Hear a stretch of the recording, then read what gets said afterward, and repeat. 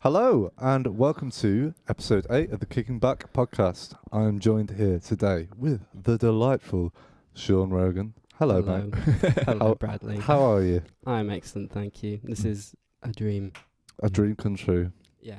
I've been looking forward to having you on for quite some time, Sean. Thank you, Bradley. And of course, we have the usual suspects at the back. Matthew Campbell. Hello. Hello, Bradley. How are you? I'm very good, thank you. How are you? I'm good, man. I'm good. I'm excited to have Sean here. We've not seen him for, well, we just talked about a long time. Yeah. Nearly a year. Yeah. Yeah. My birthday last year, and it's nearly my birthday, so there you go. So me and Sean, before this pandemic, we were just saying, like, last time we saw each other, we had a plan. We were going to go for a coffee, and we decided, like, let's just leave it a couple of weeks and get this, like, COVID thing sorted. And then I'm sure it'll blow over. Yeah, it's out of the way. And, yeah, now we're here. Crazy, man. Crazy. Crazy time. So, Sean, for the people who are watching at home and the people that are listening in the future or watching on YouTube, hello, everyone. Thank you for joining us. Sean, give people a little sum up of who you are, what it is you do, and why the hell you're here, my friend. Why am I here? My name is Sean Rogan. Probably says it below anyway. But, you know, I'm a musician. I write songs, and I'm in a band called Diving Station and a band called MYTBE, and I release stuff under my own name as well. Yeah, that's what I spend pretty much all of my time doing, and have done for a very long time. I studied music here in Manchester with you lovely people. Yeah. Since then I've just been doing that. Nice, man. The past year has been 100% that, obviously. So, you have just released your EP, To Speak, Yeah, man. which I had to listen to today and yesterday. Whoa. Delightful. Twice. Very nice, man. It's a beautiful song. Do you want to tell us a bit about, what's the story of this EP? Yeah. What's going on? You know, I started writing songs when I was like maybe 14. I don't know. I'm just making up a number. When I was a teenager. A long time ago. And then I went to uni and found loads of other musicians that do that too. And I basically stopped writing songs altogether and did the band thing instead. And I mean, I was in bands before uni, but we started Diving Station in Freshers pretty much, and I kind of just did that, and I got really into guitar, and I got really into practicing guitar, and I got really into jazz, and just did that, and just kind of left the songwriting thing behind for a bit, which was fine. And then, I don't know, I came out of uni and I think I realized that what I was listening to and what I was creating wasn't necessarily adding up in a way that pleased me. So I just kind of started kind of playing around with that idea again.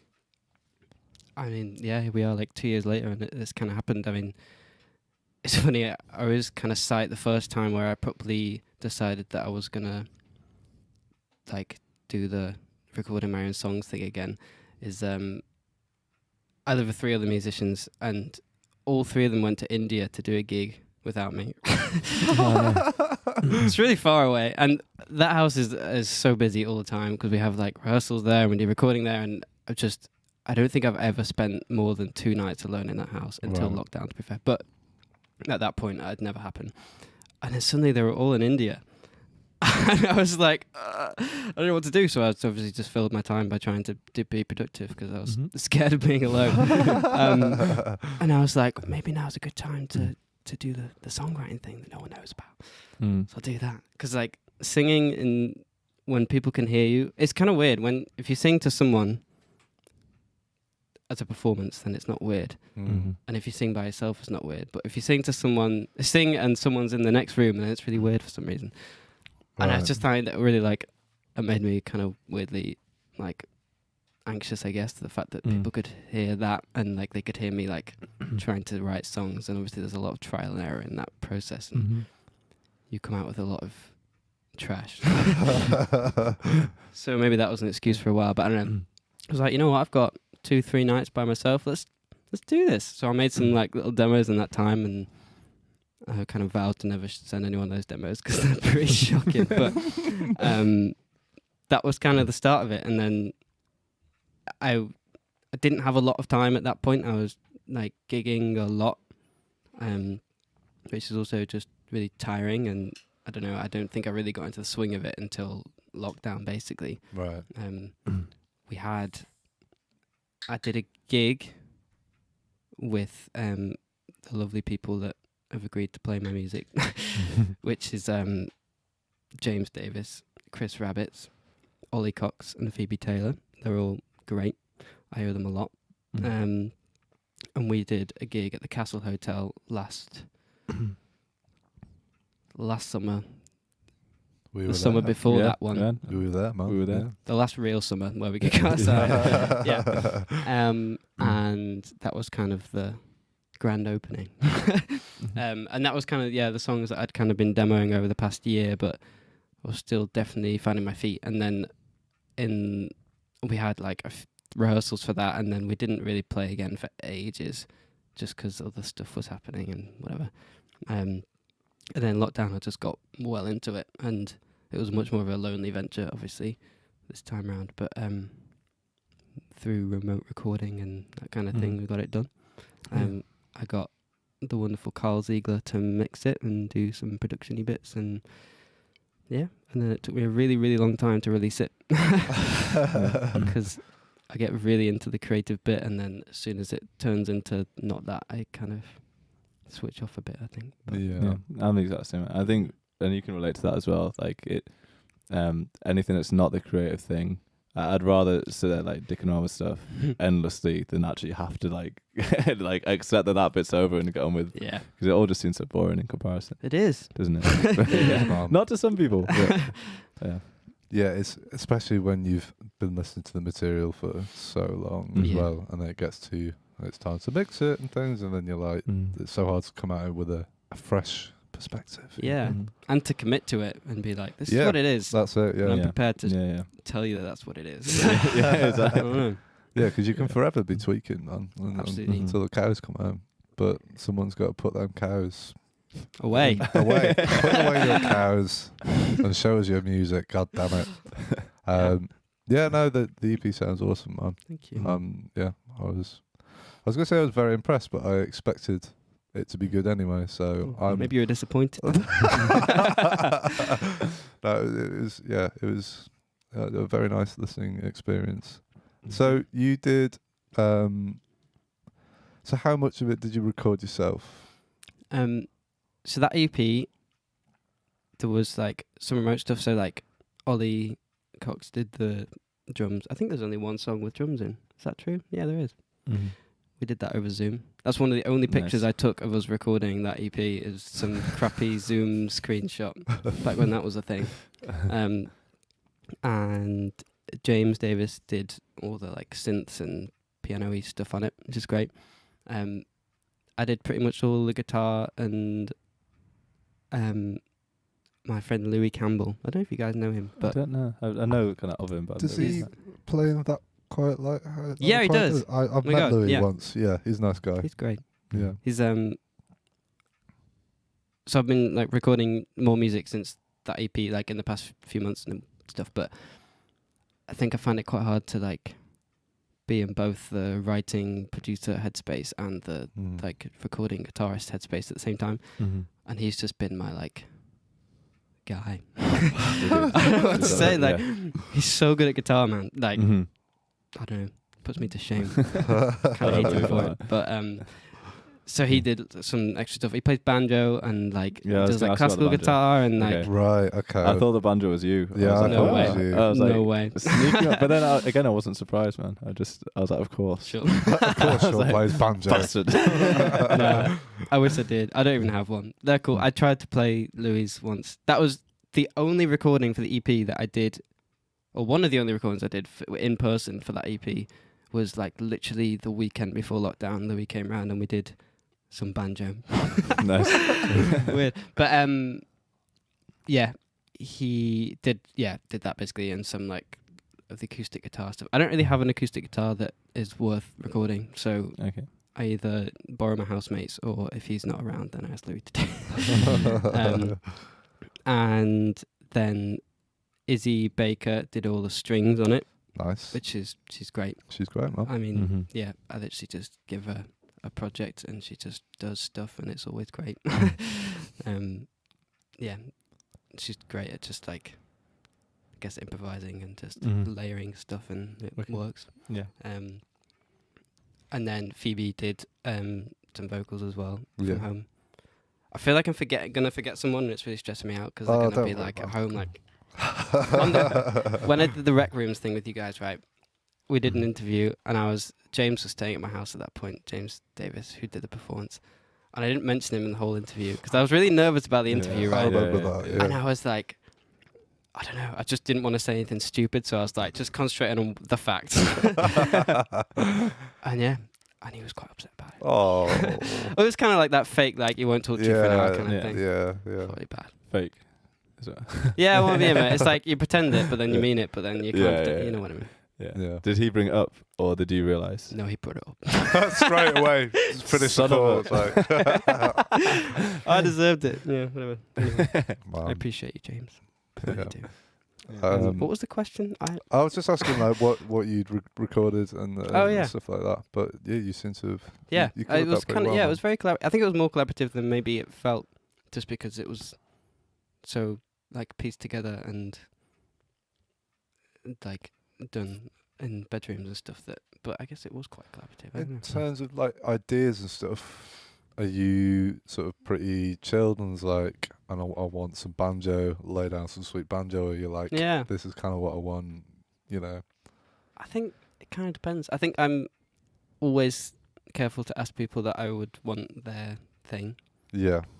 I find often, like myself as a guitarist as well, I often get like involved in projects or something where they want guitar, but not really necessarily they don't want me. Right. Yeah. I know. And I'm exactly what you mean. I'm very wary of not putting people in that position because it's a weird position to be in, because it's like you're flattered, but you also know that you're probably not going to do a very good job. Yeah.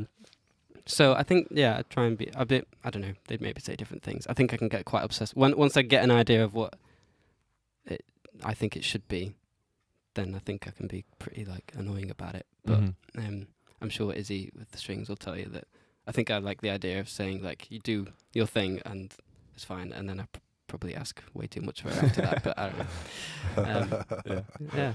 I don't know if that answered your question. I don't know. Yeah, that was good, man. So in terms of influences on the sound of this particular recordings, is there anyone you would say you'd referenced or pulled from? Absolutely. I made a reference playlist on Spotify for this very reason. Because so Carl Ziegler mixed it as well, and we had a lot of Zoom stuff and like trading Spotify playlists and that kind of thing. There was a few like tracks in particular that we're concentrating on. So like, do you guys know this guy Christian Lee Hudson? No. He's like, I kind of find for myself to be like, I feel really similar to him, even though he doesn't know me. I feel like we know each other, even though he's like way older. He lives in LA. He doesn't care who I am, but I feel like, I don't know what I'm saying. I think he's great. But he plays guitar and has played guitar for loads of bands, and he plays for Better Oblivion Community Centre, which is Phoebe Bridgers and Conor Oberst's thing. And I don't know, he's just an amazing guitarist. And recently he's like come out with his like debut album, and it seems like, I don't really know. He's released like scraps of like EPs and stuff in the past, but it seems like this has been like the launch of like, I know what this is now, and this is the thing. Right. But anyway, he's got this track called Northsiders, which was the only single that came out way before the album. That has been out for like a year or so. And it's very like Elliott Smithy and like, I guess it's like if Elliott Smith was recording albums now with like the gear that we have and the producers that we have, like double track guitar and double track vocals and just like warm and haunting at the same time. And the first single that I released, Speak, I was just like probably annoyingly so, referencing that tune, and that like every time Carl would send me a mix, I'd just be like, yeah, it doesn't sound like North Side. Why does it not sound like this? And actually, so Hugo Meredith Hardy, who produces Diving Station, he did a bit of mixing on this one song as well, and had the same conversation back and forth. And it's like, it doesn't sound like that song. And he's like, maybe it's because you don't sound like this. No, you're wrong. It's your fault. Liar.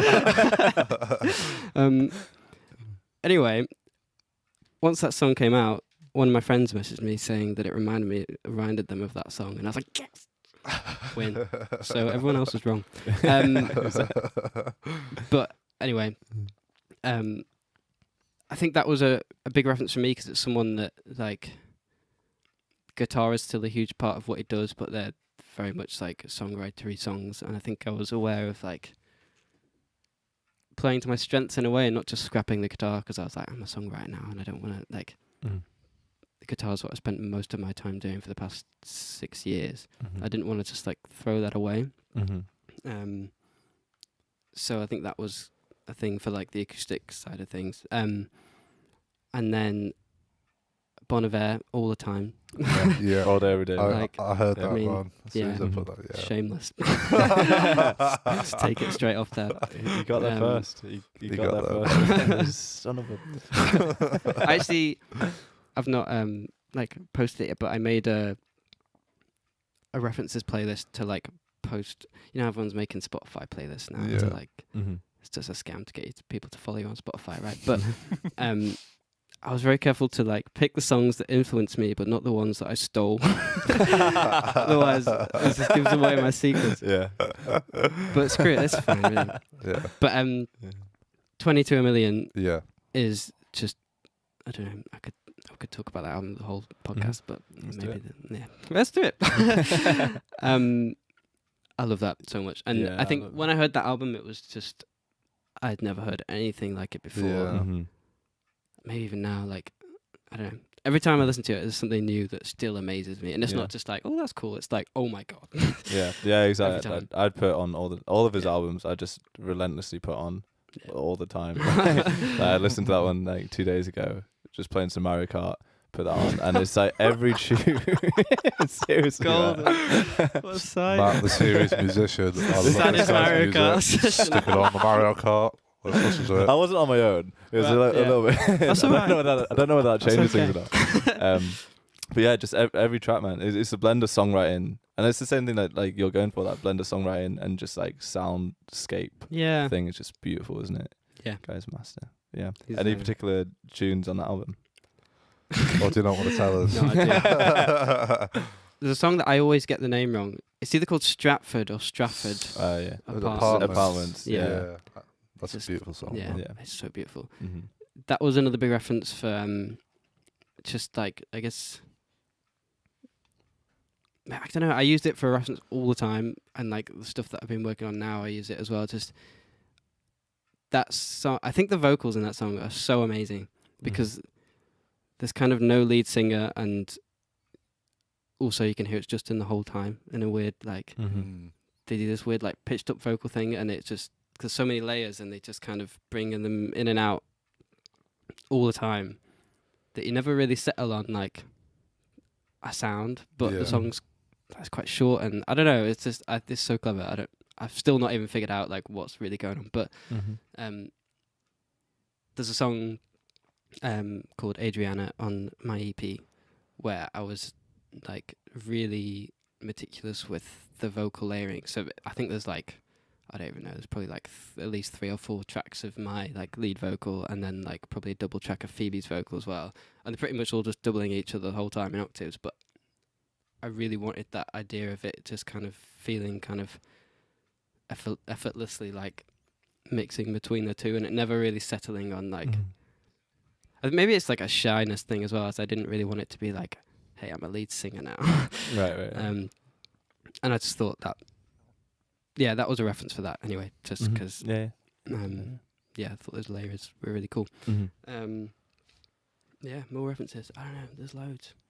Just pick one, man. I mean, go for ones that we probably haven't heard of, because I always say this, like, it's good to hear Sure. artists that I've never even Mhm. heard of. I always go back and listen to these and be like, oh, they said that, Sure. and pick them up. So So the thing that with the like, I guess lyrically, or like the theme of the whole thing. Basically, do you know the band Manchester Orchestra? Mm. no. Well, Matt wins. Let's You move win this on. one, Matthew. They're an American band. This is the wrong Manchester, but whatever. Right. Okay. And from what I can gather, it's like there's a songwriter called Andy. I don't know his second name, but it doesn't matter. He won't be listening. He won't care. And it's kind of like, it's basically like a rock band. Like they almost sound like Biffy Clyro or something, but Right. the songwriting's so like beautiful, and there's a lot of acoustic versions of his songs, basically, of just him like doing it himself, and they're all equally beautiful. Oh. Andy Hull. Is it Andy Hull? Yeah. Hull or there we go. Hull? I can't tell because of your Scottish accent, James. It just sounds the same. With an A or a U? Hull.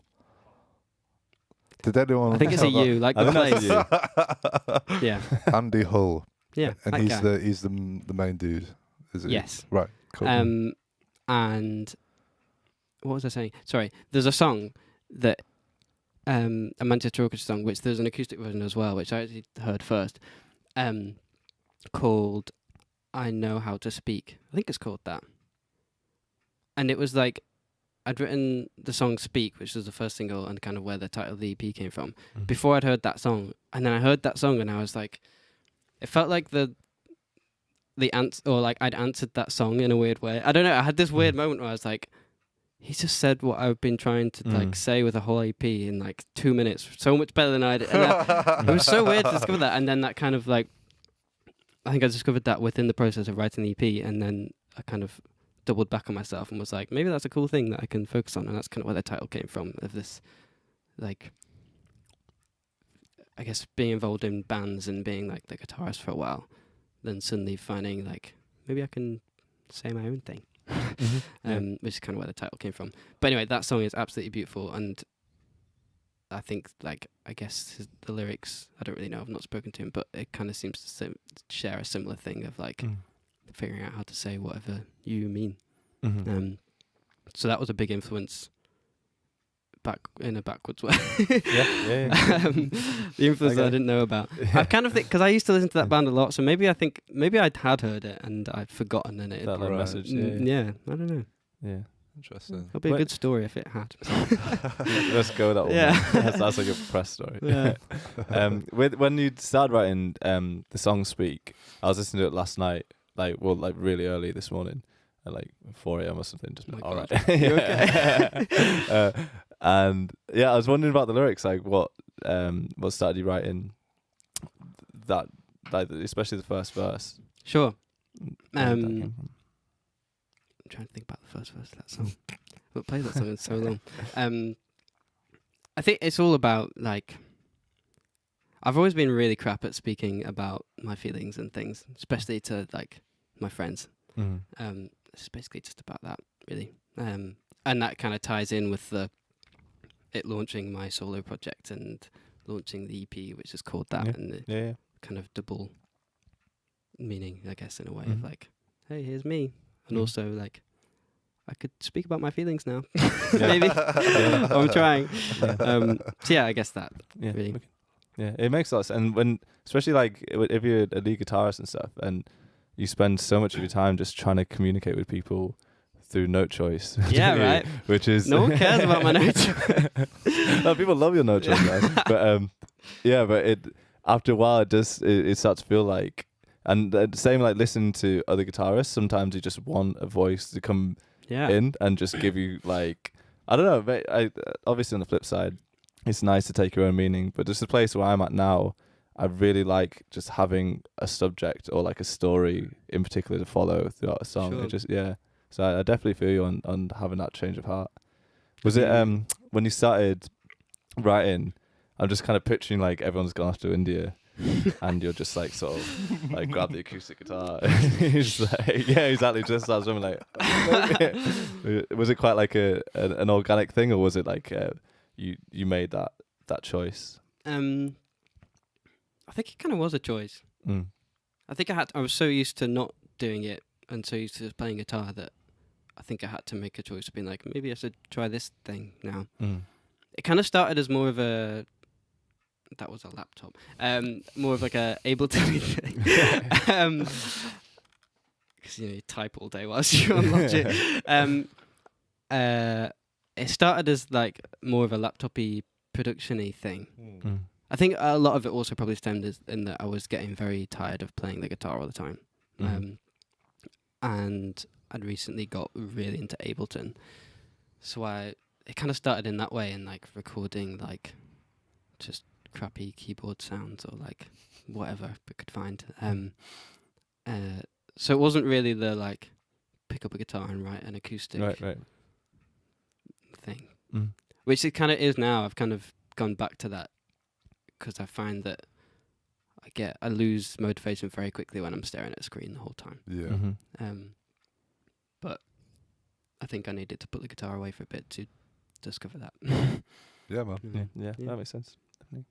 I was going to ask you about your approach to lyric writing in terms of whether you do it, ask this to everyone, do you do it phonetically? Do you do it, do you write the lyrics before you do the music? Or is it different for everyone? I don't know. It's funny, I've been thinking about this, like, especially in preparation for this podcast, I feel like. Well, the way you're going to ask me these kind of questions, they're really hard to answer. With writing, I feel when it's going well, you don't really know what's going on. And I feel like the times where I think, like, this is my process and this is how I'm doing it, are the times where I'm not really having a very good time. Well, not doing a very good job of it because I'm so aware of, like, if I'm not really feeling that inspired, but I feel like I should write, I'm like, cool, I'll do that. I'll write a guitar thing and then I'll write some lyrics to it. And then it doesn't really go very well. And then when there's sudden burst of like, I need to write a song now, happens, I don't even really remember what happens. It all happens at exactly the same time in a weird like burst of energy, and then it disappears again, and you're like, whoa, I made that thing.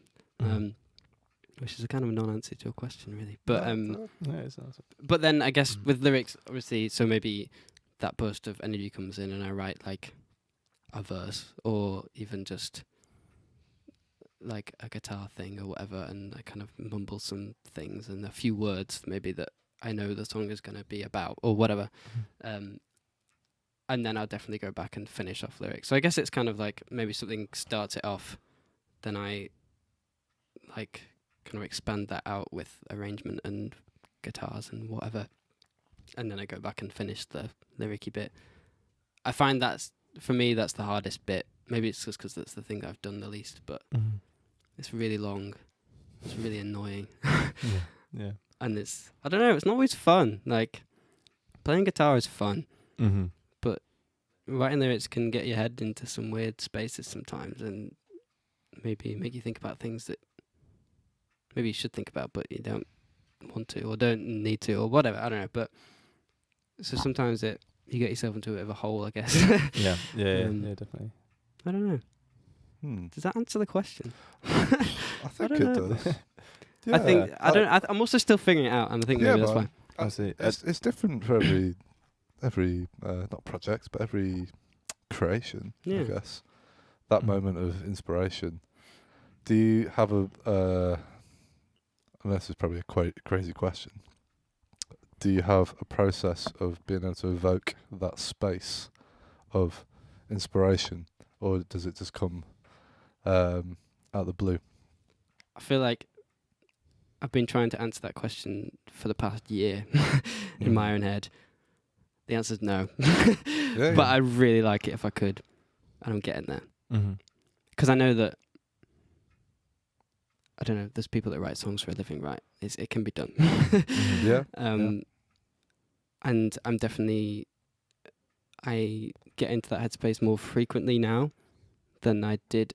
I think there's like a weird like mythological thing about it where people like to think that it's just this magical thing that happens and then you can't plan it and you can't practice it and you never get better at it, or you don't like it, just you've either got it or you don't.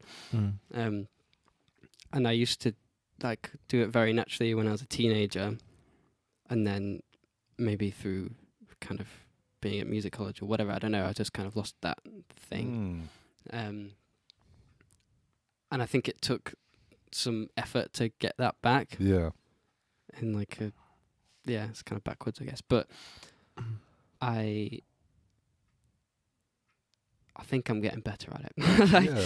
Like, it takes a while. I don't know. I don't know what I'm saying. You gotta like write a lot of shit. Yeah, really. absolutely. Yeah, definitely. And it's quite difficult to like. I think a lot of it is seeing it through and finishing stuff. I had so many bits of songs that I never finished because that's the hard bit, right? You've done the like fun hour of like, oh, I'm really inspired, I'm gonna do it, and then it's like it's not really a song yet, and then you have to finish it, and then that's the like laborious bit. I think finishing it is really important because then you can move on and just be like, it's done.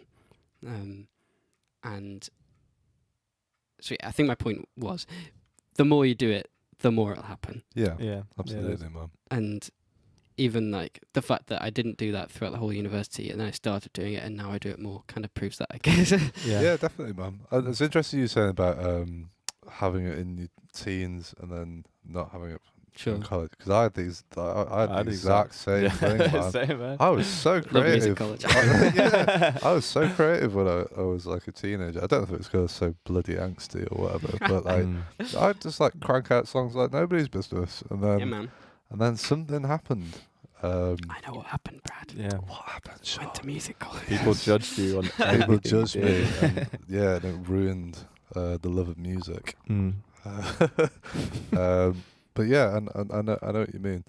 I'm definitely finding more creativity in the thoughtlessness and not being like a thoughtless bastard, but you know, spacious, selfish. Right? Yes, being a selfish prick. Horrible songs. That works, man. But I've definitely found that being in a more mindful state of mind helps me to be more creative. Sure. Because you sort of clear out the clutter and you leave space for something to come out of something, wherever that thing is. And you know what, like, in a way, lockdown's been amazing for that and terrible for that, in that I'm definitely run out of juice now because nothing's happened to me in the past year, right? I've backtracked through all the happenings of the past 10 years. I'm done. I need a new thing. But having that headspace was everything for that time, and that I think that's the only way that I was able to do it, and I'll definitely gonna need to figure that out once things start to get busy again, because I'm a little bit wary of like that and me leaving that behind, because I get busy again and I don't want that to happen. But I think the main thing is just showing up every day and trying, or like every other day or whatever, and if nothing happens, and not beating yourself about it if nothing happens, because I think I can be quite guilty of like forcing myself to do things out of wanting to be productive all the time. And if you do that and you don't get anything, then that is fine. But my go-to move there is just to carry on, because I don't like giving up on things. And I think I need to learn to give up. And that's the thing. It's kind of like give up. Please give up, man. We've all been saying it for years. Behind your back. Sean, give up, man. You decided to tell me live. Too bad. I also think, like, if we thought it, we wouldn't say it because it wouldn't be a very good joke. Do you know what I mean? So there's some safety in it. Yeah, because the truth hurts. Great. Love you guys. Sorry, it's nice to see you too.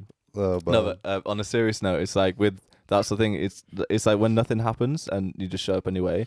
That's gonna be part of it for everyone. There's not like a songwriter or a musician who hasn't had that happen quite a lot as well. Like it's not gonna be, so the next time that happens, it's not gonna be the last time either. So I think part of it is like outwardly thinking, actually this is like part of the process. Sure. And you'd be pretty crazy if every time you wanted something to happen, it was like, there it is. Yeah. Didn't it? I mean, that'd be amazing. Yeah, it would be cool, but it's unless you like, I don't know, maybe Sting I can say something else about that, but He's got some pretty crappy albums, man. Yeah. Everyone's got, like, you know, you got to produce a few turd sandwiches, haven't you, man? It's just, it's the way it's got to be. Yeah. It's the balance, man. The But I balance. think I'm learning to find joy in writing rubbish songs. Yeah. Because as soon as you decide that you don't care about it anymore, but you think you should finish it out of, like, something will come out of it, it's kind of fun. Yeah. Because it's really funny. Mm-hmm. Even if it's only to yourself, like, Yeah. Yeah. yeah. A cheap laugh. So, yeah, literally. You know, we've got to take everything we can right now. Absolutely, man. Yeah. Sean, for people that are still listening, like they got bored and they left. Jeez. No, for people that are watching live, and they want to just check out where your things are online, where can they find them? And if you look into camera 2 over there, Yes. George pointed at the different camera. George pointed at the wrong camera, but One job. one job pointed at the wrong. We've only got 2 cameras, crying. George. What am I doing? Sorry. So Hi. tell people where they can find your Yep. stuff online. All my music is on Spotify and Bandcamp. Under my own name, Sean Rogan, or Diving Station, or MYTBE. I'm involved in these things. But if you want the most me, Sean Rogan. On the social media as well. I lied yesterday and I said it was all on the Sean Rogan music and I was wrong. Oh, really? Yeah. Well, people are going to get real mixed messages now, Sean. Yeah, but you know what? You'll probably That's- just go onto the Rec Rooms page and there'll be a link anyway. You'll It'll be find fine. But my Instagram name is Sean_Rogan_. There's an underscore after it. I don't like it. Is that It's weird. out of choice or No. your handle's I think there was forced? another Sean Rogan and there was a Sean_Rogan. God damn. You can't have it all, man. Yeah, You I can't know, right? have it all. To answer, we had a question before Oh boy. from my mother. Your mother? My mother. Mum, I'm not getting rid of my moustache anytime soon. There we go. I've answered that question. Apparently, Does she want you to get rid I of it? didn't realise she had something against my moustache. Sounds like she does. It sounds like she does. I don't know what she's thinking, man. It suits you. I thought you said I don't know what you. I I was don't know like, what is he you're going to say? I don't know what you're thinking about that. No, That stupid moustache. You've had it too long now, and now when you see pictures of Brad from a while ago, it doesn't really look like Brad. It's missing I don't know. something. Yeah, there's something missing. I think it looks great. Thanks, Sean. We did. I don't know when that was. The last year has been a time hole, but Mm. we recorded in a church with Ben Fenner, That one. Yeah. Yeah. Yeah. and that was the first time I'd seen you in ages. Yeah. And we all did the same. We spent all day together, and then we all got in the car on the way home. We just went, "Did you see Brad's mustache?" I'm like, yeah, and it's like, it's really good, isn't it? Yeah, it's really good. Oh, that's great. There you man. go. That is one thing I like about wearing the mask is the people they always ask me if I've still got it, and I'll You've just got like a keep it. secret. Yeah, it's a little. Yeah, it's a little talking point, isn't it? It is, man. I don't think it's going anywhere anytime soon. To be honest, I'm happy with it. How often do you shave it? I trim it like every day Oh, wow. because No way. it's as soon as it gets like past the lip, it's I when don't it's- know. I can't grow a well. mustache. Let's be real. It gets past, as soon as it gets into the lip area, you start chewing on it. It's not nice, man. It's not pleasant, and then you look like a moron as well. So it's, but yeah, every day. Yeah, Cool. Might had a mustache a couple of days ago. Yeah. No. No, this morning I had one. Oh, Whoa. yeah. I've had a lot of different looks over that time, man. I was basically like, I'm living with these guys, and I've known them for a long time now. They Anything don't care, goes. but I can give them a really cheap laugh if I come downstairs one day with like a crazy goatee, just sort of like, and then I've had like mutton chops. Great It's work. just like, if I know I'm not leaving the house for a while, Yeah. or if I'm not seeing anyone that cares, which is, Have you done any lockdown haircuts? I haven't. There's a good reason that Brad is. Well, we're lucky he's wearing headphones at the moment. Yeah. 'cause Oh, yeah. You Yeah. showed me. I'm not forgot. gonna show the people at home, but I don't think it's as bad as you think it is. it's not. But it's like it's pointing up. Should I show it? Just I'm not do gonna- it, Brad. Go on, do Okay. it. Do it. Right, I'll show the people at home on the wide camera. No one laugh. So I'm gonna have to take my headphones off. But you can see how there's a pointing arrow going on right here, thanks to George over there for cutting my hair. Nice one, George. May I say that George's haircut is excellent. I you did do it? George's, and I have to say There you I did go. a bloody It was good job of flawless. it. I got like the comb and the shaver and did all the the fading and all that sort of stuff. Whoa. You know, Trained George for that. absolutely cocked it up. Well, no, the rest of it's fine. It's just Listen, that I did a particular. glorious job. Thank you very much. All right, there was Well- just one little mistake. Pretty key mistake. Glaringly obvious. Now that you pointed it out. Yeah. But I was under time pressure as well. You see, because the clippers were definitely running out of battery. So it's like I either give Brad half a haircut or a very very good haircut. Couldn't possibly charge the Thank you, clippers. Sean. We'll just say let's leave it there. We'll charge it, and we'll come back to this and finish this off. No, he did a rush job. Hey, Disappointing. you look at your hair. You look good. The rest of it's all You right. look great. Well, apart from I've had to do some There was a little bit adjustments. at the back that I also missed. Just keep the headphones on forever. I'm gonna have to now.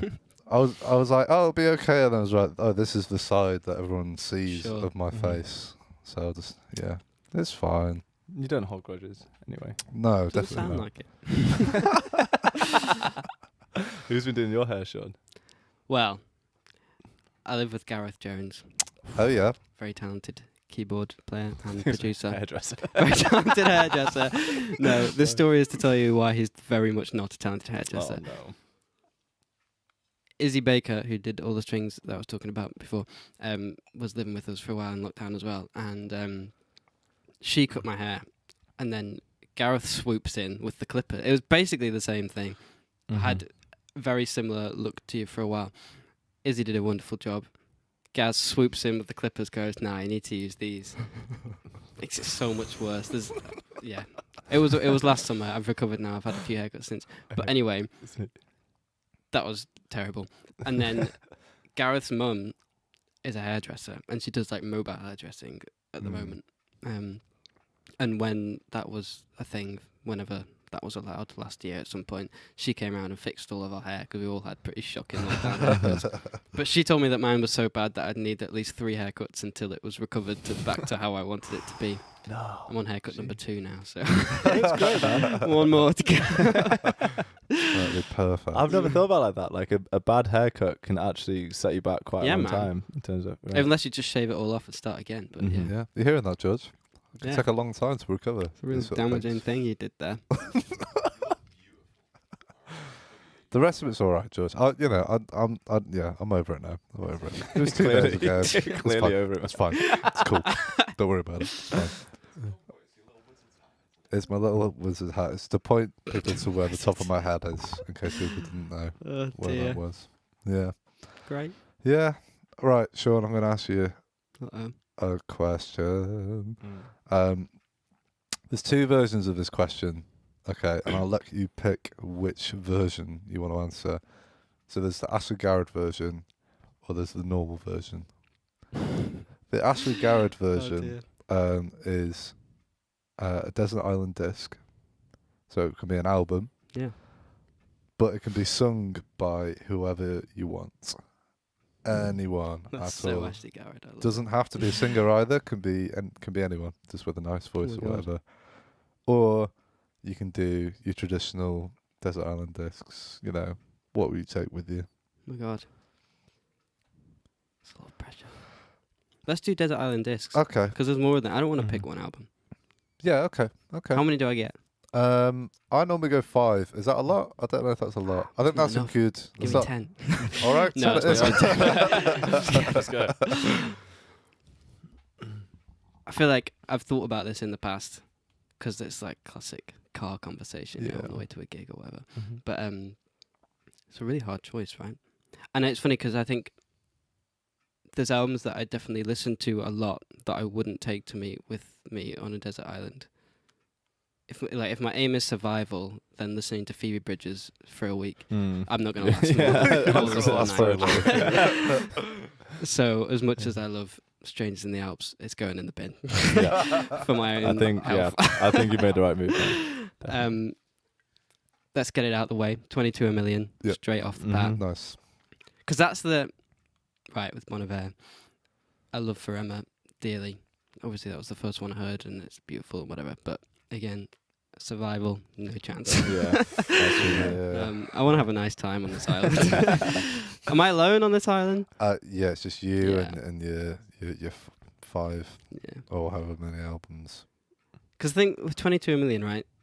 I guess it is a kind of a sad album, but you can also listen to it in a non-sad way. Yeah. Like playing Mario Kart, right? Yeah, You don't pumped, play isn't Mario it? Kart and listen to Forever. Maybe you do, I don't know. Every now and again. That's a different kind of mood there. Yeah. Sad Um, Mario Kart. And it's kind of, maybe it's more cathartic in a way, because it's kind of angry, that album. Mm-hmm. Sort Yeah. of shouting, so maybe that'd be Mm. nice. So yeah, definitely that. Blonde by Frank Ocean, 100%. Mm-hmm. Okay. That album. I don't know if you guys are No, like no. into that, but Mm. it's amazing. You should Mhm. listen to it. Okay. We should spend the rest of this podcast just listening to that album and Is- streaming it. Is that the one where he's got green hair on the front? Yeah, I think album? so. Yeah. Okay. Yeah. It came think out so. like 4 or 5 years ago. 2017. Yeah, some of that. maybe? He's got 2 albums. There's Channel Orange, which I I, didn't love- know at the time. I love that one. I know that. Mm. Yeah, I don't. It's but amazing, yeah. Okay. Blonde was the second one.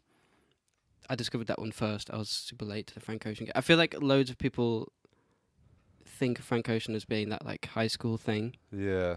Mm. Especially, I don't know, people like our age that I've spoken to who are big fans are like, yeah, I loved Channel Orange in high school, but I don't know, I wasn't that cool in high school. I listened to the first Ben Howard album all of high Right, school. Yeah, boy. Yeah, boy. Not that Ben Howard's not cool, but so I was quite late to discovering that. So Blonde was the first one I heard, but that album, like, I come back to it so often, and when I first heard it, it totally blew me away, and then I kind of forgot about it for years, and then I kind of got really back into it in lockdown again. I remember I showed my housemate Reese, and we had like this super nice like bonding sesh where I was just like, "Have you heard this album?" And he's like, "No." And then he's just, you know, when you show someone something and you really want them to feel the same way as you do, and Yeah. often it's not the case. And then he was just so on board, and I was like, "Yeah." So we tanned that album a lot last year, but it's also quite a long album, which kind of bodes well if you've only got 5 albums to listen to Yeah, for, that's true. for the rest of your life. But it's also got like it's really beautiful, and it's got a load of like lovely emotional, you know, double-tracked falsetto vocals. Mm-hmm. I love, but then it's also like some super boppy tunes, and you could have a lot of fun listening to it as well if you wanted to. On your own. Yeah, Just head Well, bobbing you around. got- Yeah. Why not, man? You're gonna dance on this island, Yeah, if you yeah. know. Yeah. Come on. Yeah. More. Okay, if I'm on an island as well, Blue Hawaii, Nice. Elvis Presley, Beautiful. Okay. good vibes. Yeah, I Okay. see. Yeah. That was my Nice. saviour through some of lockdown last year. Okay. Play it in the morning Yeah. whilst I was having breakfast. It brought me Awesome. back to another time that I Yeah. never lived through. Yeah. I could imagine listening to that on the beach Mm. on my island. Beautiful. I'm claiming this island as like my paradise rather Mhm. than my survival. Your demise. Yeah, yeah. It's such a feel-good album, and it's just lovely, and it's kind of weirdly Christmassy at the same time, which makes Mhm. no sense. So it works for every season. Yeah, I don't know. I don't really have any like historical attachment to Elvis Presley. It's not like some childhood thing, or like Mm. I just think it's lovely. Yeah, he's It awesome. makes me feel great. I've not listened to that album. I don't think I've actually gone through any of his albums except there's this like beastly compilation album. It's like Sure. 50 tunes Yeah. or something. And I remember when we were in Canada, we tanned that all the time, Oh, didn't we? And you just get the full progression as well. Do you know what I mean? It just like yeah, every era. But yeah. what tunes are on Blue Hawaii? all the Is it- ones that sound like Hawaii, such as I don't- Blue Hawaii. There's Yeah, I don't Aloha, Hello. Okay. I don't know any names. There's Can't Help Feeling in Love, but like the one that sounds Hawaii. Hawaiian one. The Hawaiian version in brackets. Nice. Yeah, I don't know. I always listen to it as an album, and it just sounds like Hawaii, doesn't it? Like- yeah, it's great. Yeah. Anyway, that would cheer me up every day for the rest of my life. Yeah. Absolutely. How many is that? 3. That's 3. Yeah. Number 4. Original Pirate Material. The Streets. Come on. No way. Okay. That album's hilarious. I mean, it's also like amazing and pretty revolutionary, but it's just so funny. I'm sure it wasn't meant to be funny, but it's funny. it's a lot of fun listening to that album. But it's also great, and like, I don't know, the production on it is so weird and kind of crap, but in a really nice Yeah. way. Yeah, I know what you mean. And I don't know, I have a weird relationship with the Streets. I love that album so much. And then the second one, I don't know if you guys are like into them, but the second one's like even more funny, but it's this like concept album about him losing £1,000, and it's so stupid. You just have to listen to it.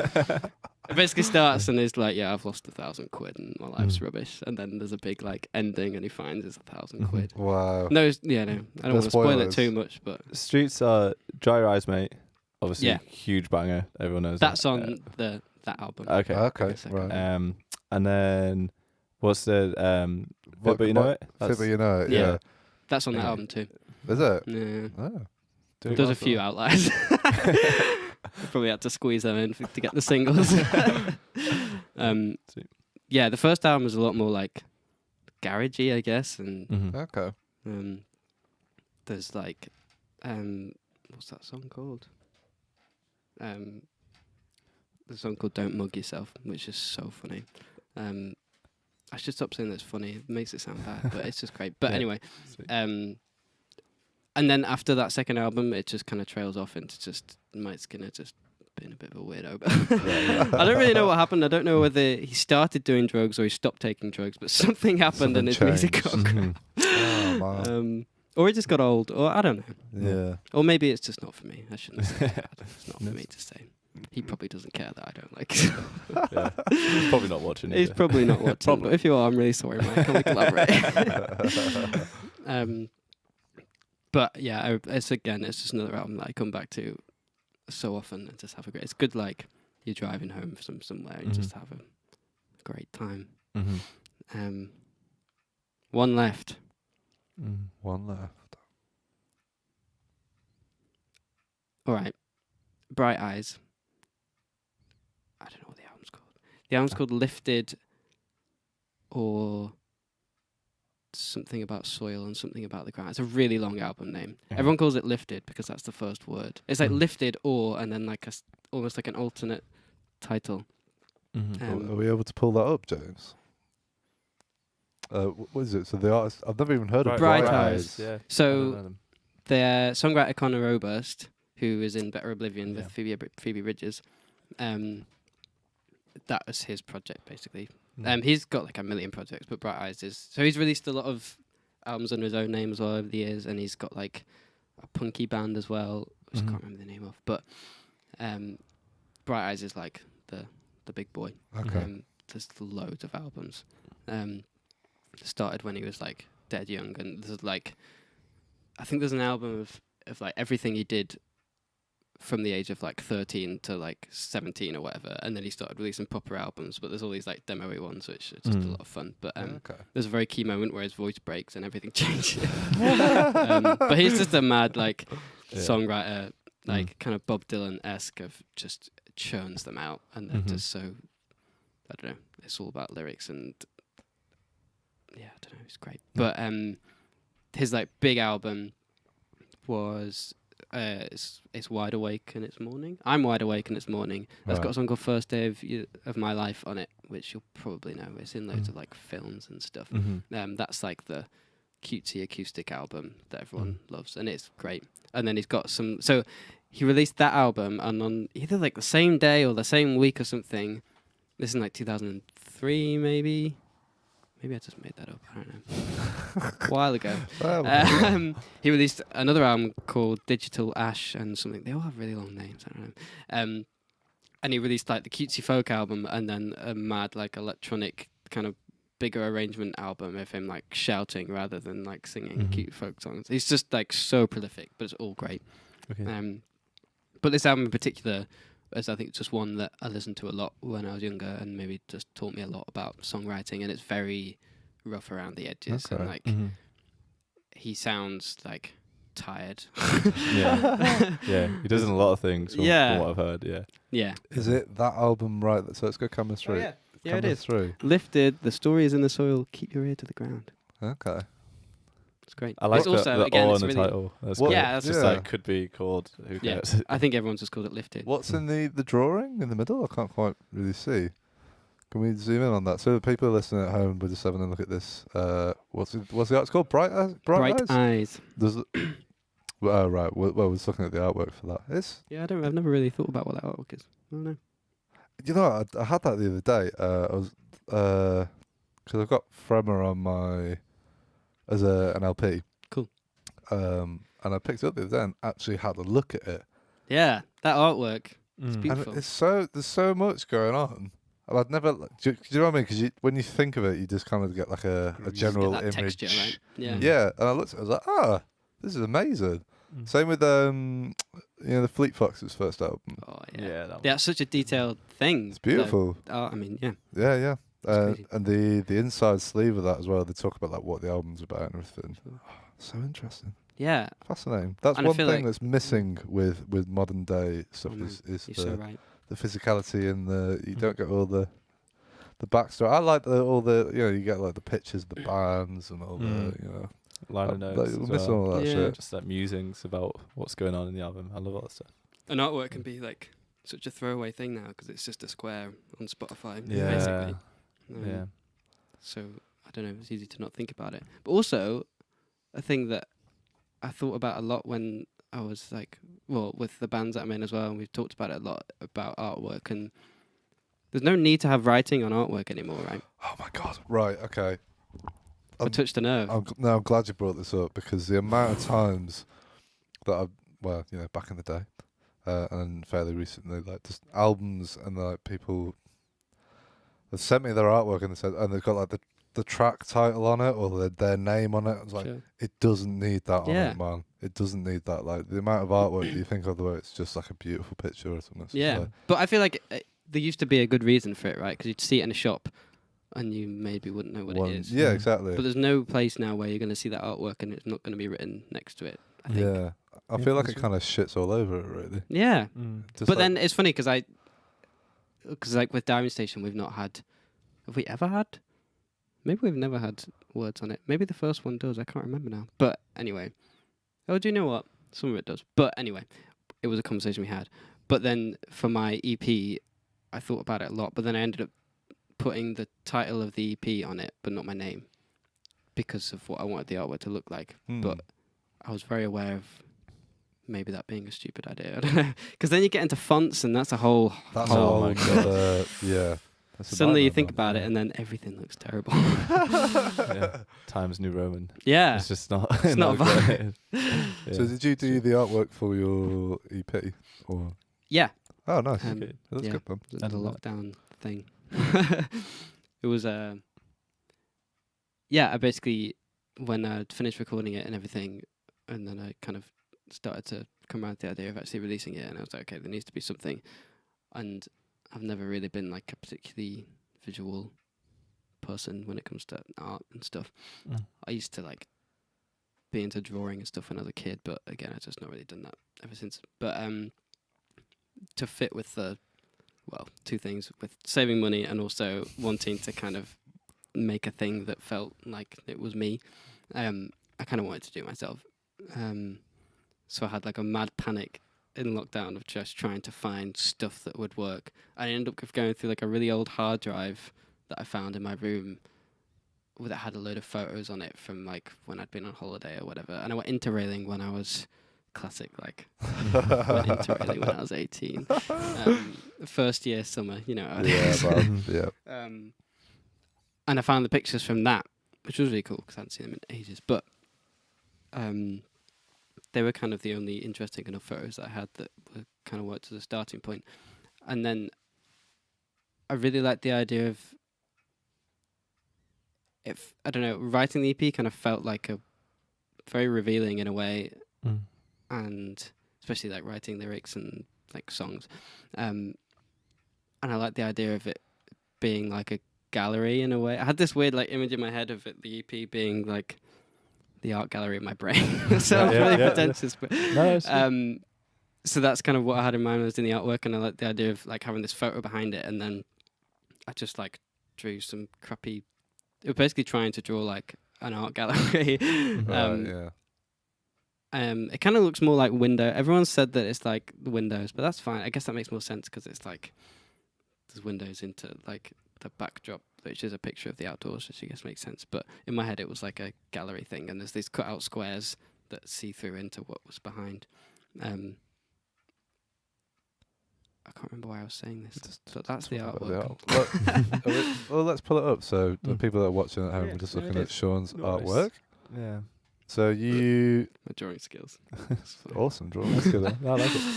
So where's the pit? So where is that picture? Just behind the cardboard. That picture is in Slovenia at Lake Bled. Wow. Classic interrailing destination. Yeah, it's an amazing place. No, Nice. Now that you've explained that, and I look at the artwork, I'm Sure. seeing it in a whole different way, man. Mhm. Yeah, so there's a little like there's crappy chairs. That Yeah, we yeah. call it, art galleries. No, I like it, man. And then the reason why I wanted that's why I was saying this. The reason why I wanted the text on it was because I imagined it being like a plaque that you have at a gallery where it kind of says what it is. Right, It's a yeah, little yeah. justification kind of thing. Yeah, yeah. So that's why I broke my Nice. rule of not having text on there. I'm not. It works in that Yeah. in that Yeah, instance. yeah, It definitely. works Yeah. very well, my friend. Thank you. It's nice. Yeah, no, it's beautiful. For the people at home, you should go and check out Sean's new EP, To Speak. Mhm. It's bloody delightful. Yeah, I think that's probably a good point actually to hear some of your music, Sean. Whoa. So, for the people that are watching live, Sean came in earlier today and he did a little performance. Is there anything you want to tell people to prepare them for your music before we start? I play 4 songs, I think. Into the camera, thank you, George. The right camera. I play 4 songs. One of them is called Adriana, which is on the EP that just came out that we just looked at the artwork of. The rest of them are new songs that I've been recording in the past few months, which will probably be out at some point. But yeah, enjoy. Yeah, man. I hope you all enjoy it at home. I think it's going to be bloody lovely. Can we go to camera 1, please? There we go. I hope you enjoy Sean's music. We're going to be back in about 15 minutes. We're going to be chatting some more shit, I'd imagine. Enjoy Sean's music, and we'll be back soon. See you in a bit. All right. Hey, I'm Sean Rogan. This song is called Actor.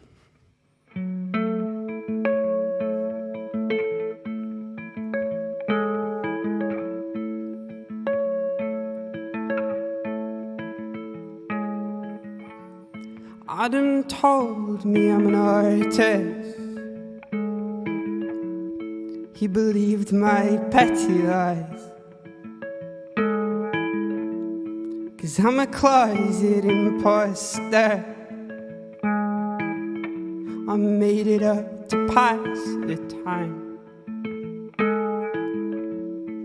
I'm an actor with no lines. I'm tired of lying all the time. I'm a Wall Street banker,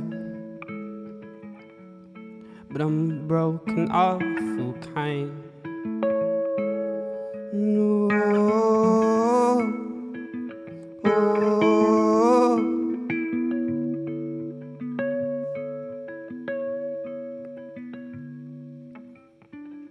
'Cause I'm blind, ignored the signs that I'm wasting my life.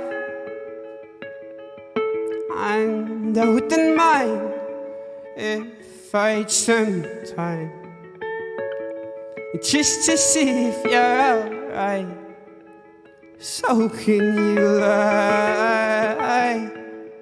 Lie.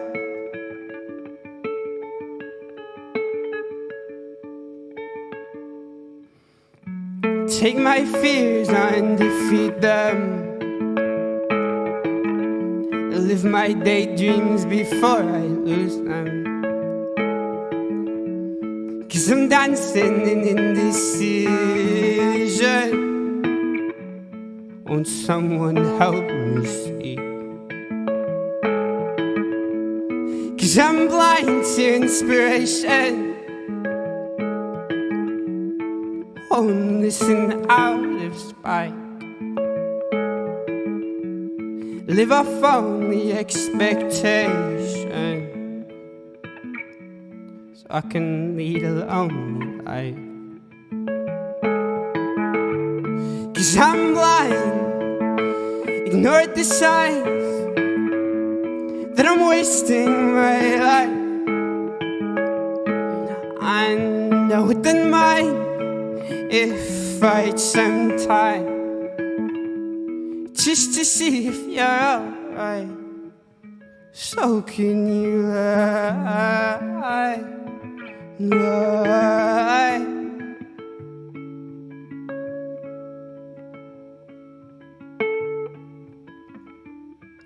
I'm a lucky gambler, but I'm wasted by your side. I need a shadow to crawl inside before I prove myself alive. I'm a lover, you were never on my mind. Now it's past midnight, so to pass the time, will you tell me I'm alright? Can you lie?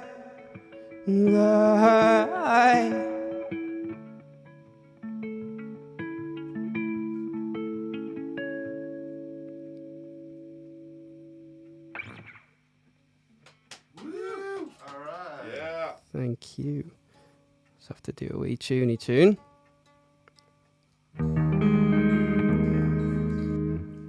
This is a song called Adriana. You can find it on EP, on an EP which is out right now.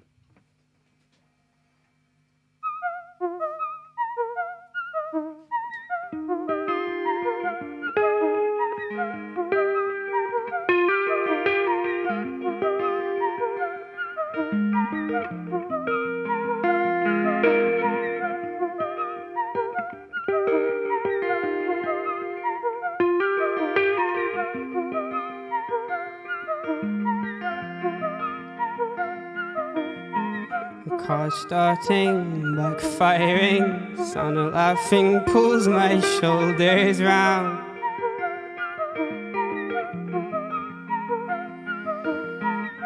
Car starting, world's listening, I'm listing ways to turn the clouds.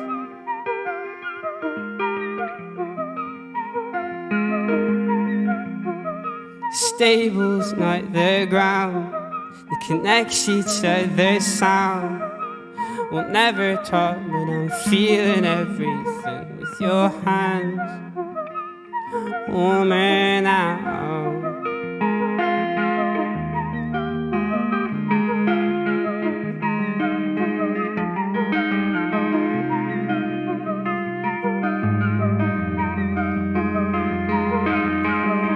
Adriana told me how to feel ya, how our bodies counting on our laughter.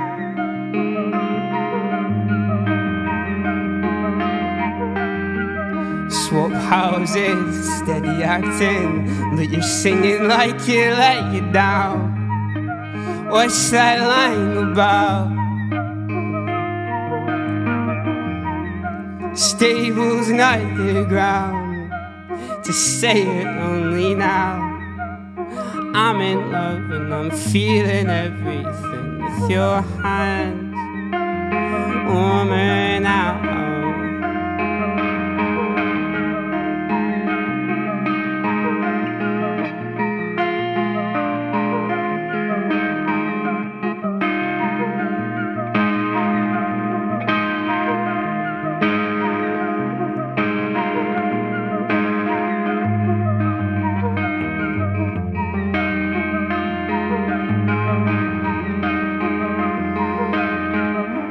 Fortune's undeserving crown,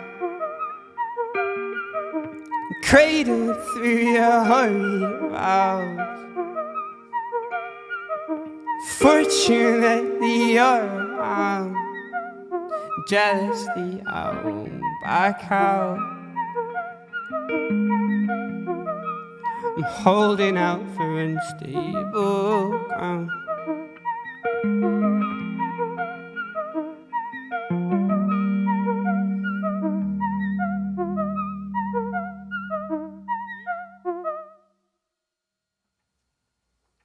Thank you. Here's a mini song called Rubble Street. It's usually a lot longer, but I don't have a brass section today, so here we are.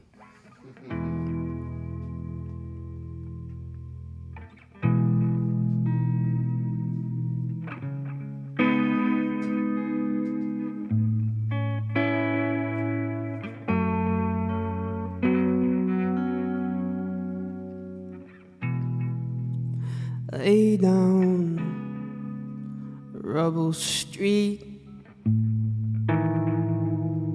Whose love can call it out? Bubble up and get it out. Don't fall asleep. Get it out. Don't fall asleep. Grey now. Funny how I started out. Never saw me work it out. Stressed how? Don't you think it's funny now? Look down, eyes to the street. Can't love, aren't you looking up? Cold eyes tell me lies. Voice that curling up. Can't we pick it up? Nobody's love. Turn around, roadside, what you find? Leave it out. Window up, nearly home now. Close your eyes.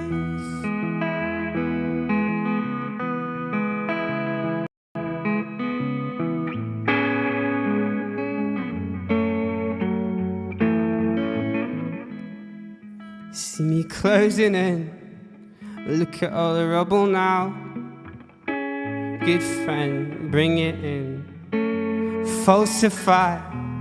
He's probably drowning outside. Raining heavy now. You'll see me outside, out of mind, even when I lay down. Cold eyes tell me lies. Voice that curling up. Can't we pick it up? Nobody's love. Turn around, roadside, what you find? Leave it out. Window up, nearly home now. Close your eyes.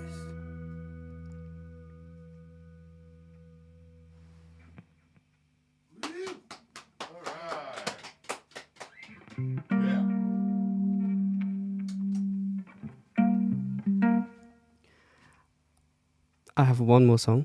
It's called Freely. I've just recorded a bunch of new songs. I've just released an EP, which is on Spotify and all the other good stuff. And I've also just recorded a second EP, which hopefully will be coming out in the not too distant future. But we'll see. Yeah, the song is called Freely.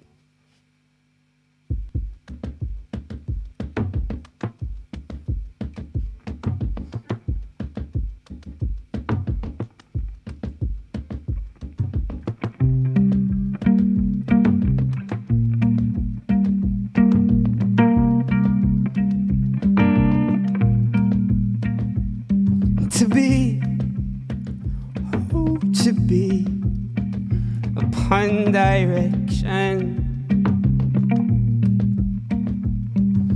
confidently within description,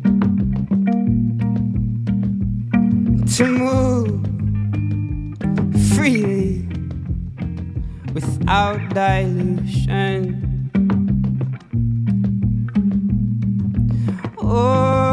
Ordinarily, here without discussion, rid of our digression. Saw you dancing, falling about. I'm stood watching. There's a deafening sound. Could it be that I'm not feeling at all?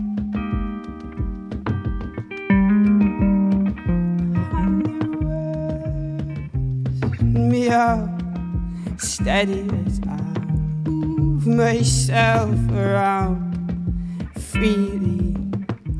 I'm a boulder for what I showed you. Surface covered, but I'm not shaking at all.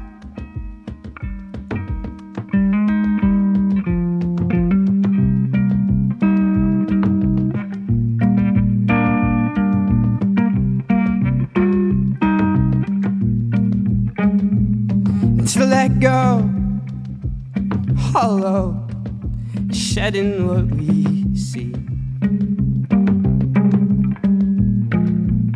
To prove wordlessly, weightlessly, I'm proud and callous when I'm losing out. How selfish when I move through the scenes.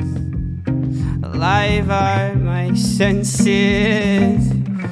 Now I'm senseless. Saw those guys on the screen, killing for what I'd have lost on the street. Wastefully. Could it be that I'm not feeling at all?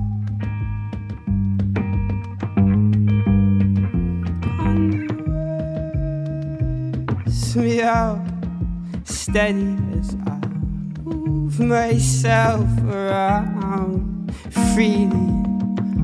I'm a boulder for what I showed you. Surface cover, but I'm not shaking at all.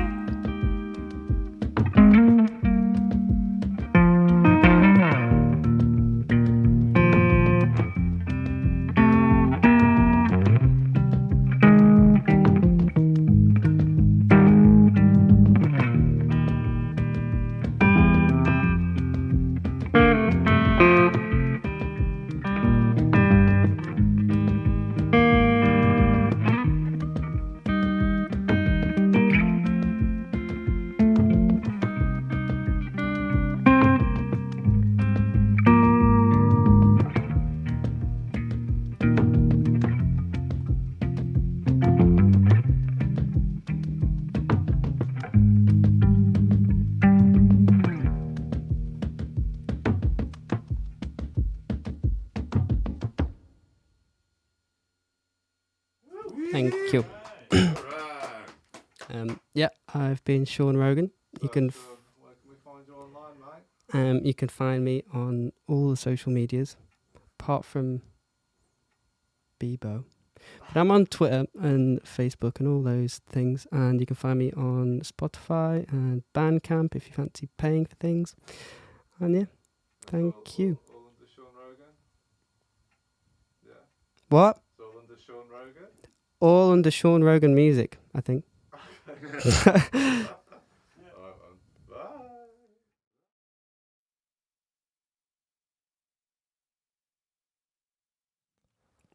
Hello, and welcome back to episode 8 of the Kicking Back podcast. You just heard some lovely music from Sean Rogan. Beautiful. How was your experience coming into our little studio, Sean? Oh, it was so lovely. Thank you for having me. Oh, thank you for coming and playing. It was Yeah. a delight. A delight. It's been a really long time since I've had to play songs. like writing and recording is a different thing, right? So Yeah. I don't know. It was fun to do that. So what was the last, before that performance, what was your last performance before that? Rec Rooms. Oh, right, okay. Yeah, of course. Yeah. And before that, as in doing my thing, December last, before last. Man. Yeah. How many gigs have you done as Sean Rogan? The main guy. The main man. The alter ego. 3? Right. 4 if you include the live stream that we did. Right. 5 now. Mhm. Wow. Yeah, man. That's crazy. It's topping up, man. Yeah, it's And weird. with your back catalogue as well, like how many completed songs have you got which you would be like happy to perform on a set? I don't know, maybe like 15, 20. I don't know. Okay, Sweet. that's all right. Yeah, man. Probably more if I really tried, but Yeah. I don't know. Yeah. Yeah, there's 4 on that EP that just happened, and I've recorded 6 that are kind of nearly done, Right. and then okay. there's loads of other bits that kind of fell Mhm. through. When's the new stuff? Well, I I mean, don't know. we've already got new stuff, but when's the even The newer newer stuff stuff. coming out? I don't know. I recorded it all last November. Me and James kind of locked down for a month and just did it and just recorded loads, and then we did some drum recording with Ollie and sent it around to people a bit, and then I just kind of slammed it with mixing for the past Mhm. 2 months or so. I don't know. Who knows, man? That's the right answer. Just Yeah. when it feels right, Mm. Yeah, or when you can be asked. somewhere in the middle. In the Maybe middle. that's the same thing. I don't know. Yeah. Have It's you? also like it's weird to release and then not be able to gig, Mm. but maybe I just know. have to accept that. Yeah. Have you got? Are you planning on doing any videos or anything like that? You're trying to sell to me, Brad. I don't know. So I'm quite videographer guy. Yeah, we can talk about that after if you like. No, because I know you did. I can't remember which song it was. Oh, You sure, I one did with- little like. I like them ones. Oh, They were cool. all but the newest. Or 3 of the 4 songs on the EP have got like some sort of video. I did like little lyric-y video things, and then I did a kind of music video for a song called New Light, but they're very DIY. I liked them, man. I thought they were well, good. Thank you. Yeah. But I don't know. Music videos are a weird thing. I'd never Yeah. really done that. Or like I don't watch music videos, but I know a lot of people do. So I Mhm. don't know. It's a funny thing. I think it also depends on what kind of music you listen to. Like for example, like Bon Iver, I've never seen any of his music videos until very recently. Sure.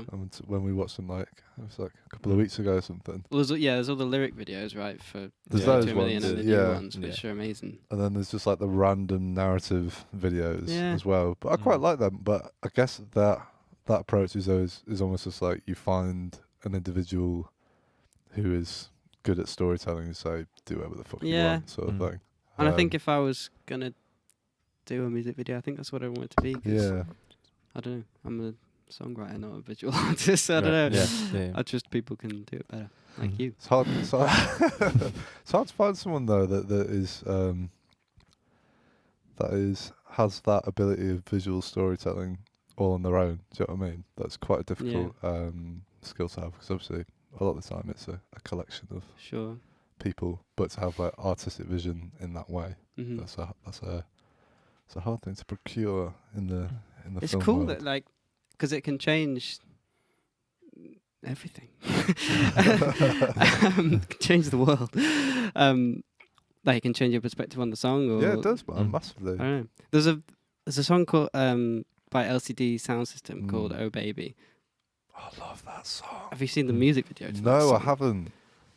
Just Okay. I don't want to say anything. Just watch it. It'll break your heart Oh, in the no. most beautiful way. Like you'll be happy that your heart's broken, but it's Mhm. Okay. but that changed that song because that's a beautiful song. I love it anyway. But I guess it kind of depends on the kind of music. But with like LCD, I don't think I tend to think about like what the song's about. I just have a good time. It's a vibe, isn't it? yeah. man? Yeah. Yeah, definitely.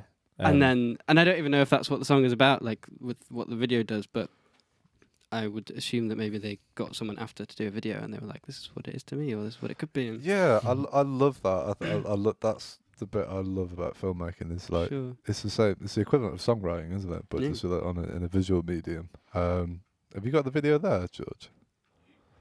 Oh man, don't do this to me. Let's have a quick look. So the people at home are just having a quick look at the LCD Sound System "Oh Baby" video, and it's got some old sad people.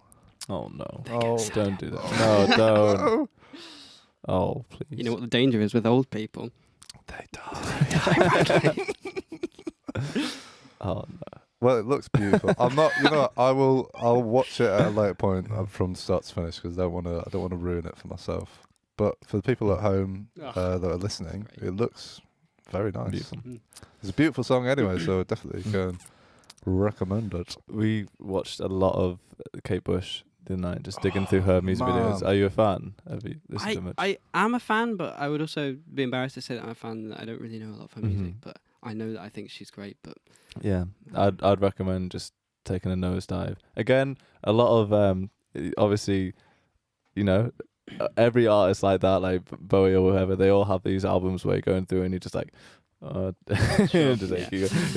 like it's just new territory, isn't it? But so many beautiful tracks, man, and again, so many beautiful music videos as well. We were just like sat there all night, just amazing. Like, holy freaking, you know, just like which album? So, give me an album. The Kick Inside is a beautiful one. The Sensual World, I think it's called as well. I'd just go on, do what we did, go on YouTube and just go on like a music video playlist of hers and watch them all. Because I'd never really listened to Kate Bush until then. I always kind of thought she was just like cheesy 80s pop artist. Oh man, not that interesting. Yeah. you're so wrong. Mad I was wrong. I couldn't have been more wrong. Yeah. But the videos are absolutely like stunning. Like really just, it blew me away, man. Just in terms of like the story, and I'd love to know whether she's as involved in that side of it as she is. I think like, she was. I'm pretty sure she was. it comes across that way, Yeah. definitely. Just an artist first and foremost, and she just had a vision for herself and what she wanted to express. And I love people who have that kind of single-minded focus. You know, even when Company was in, he was talking about like apparently Beyonce is like the same, just like every side of it. Obviously, very different music, but just in terms of being focused on every aspect of it and having like this continuity behind it. Because there's nothing worse than seeing something that feels like it's been pieced together by people who weren't like invested in the bigger picture. Yeah.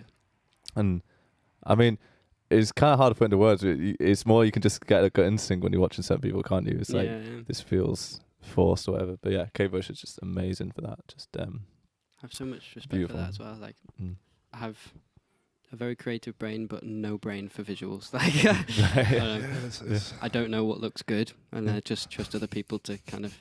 Even when I was making the artwork for like my thing, I kind of knew kind of what I wanted it to like say, but I was trusting other people's opinions more when I was like finalizing it and picking which picture and stuff. Because I don't know, that's a whole other thing, right? Yeah, it's a whole other thing to spend your time on. Yeah, I mean that's what I spend my time on now. It's like I definitely felt like I couldn't do music and that because it's like. Do you still feel that now that you can do both? I approach music from a more fun aspect. Not that I don't have fun with the film stuff, but like there's no pressure and there's no agenda or anything. Yeah. Whereas like in terms of working towards a goal and stuff, it's definitely the video thing. It's always in my head, if you know what I mean. Like if we're watching films and stuff, I'm like, oh, that's nice. Oh, they did that well. Sure. But not in like a music college unhealthy. Like can't tear away from that. But picking up stuff as I'm going along. If you want another very sad music video, have you guys seen the video for To Build a Home? Oh, it's a killer that. That's it. What classic killer? Cinematic orchestra. Yeah. I don't know. I don't even know if I know the song, to be honest. You'll know the song. Do you want to sing it to us? Biggest Which part do you want? But yeah, it's a very sad video, but it's well done. Okay. It's very simple, but filmed really nicely as well. Oh, I love it, man. I love it. Yeah, it's funny because you've been just doing like the YouTube music video playlists and stuff. I never really watched music videos, but it's interesting seeing them now. They're all just like they are just little pockets of their own thing, and it's like what you were saying before. Like you can get a completely different meaning from the visual thing. Do you know what's it called? Something Callahan. Oh, Kieran J. Callahan. Right. This is guy. Who is that guy?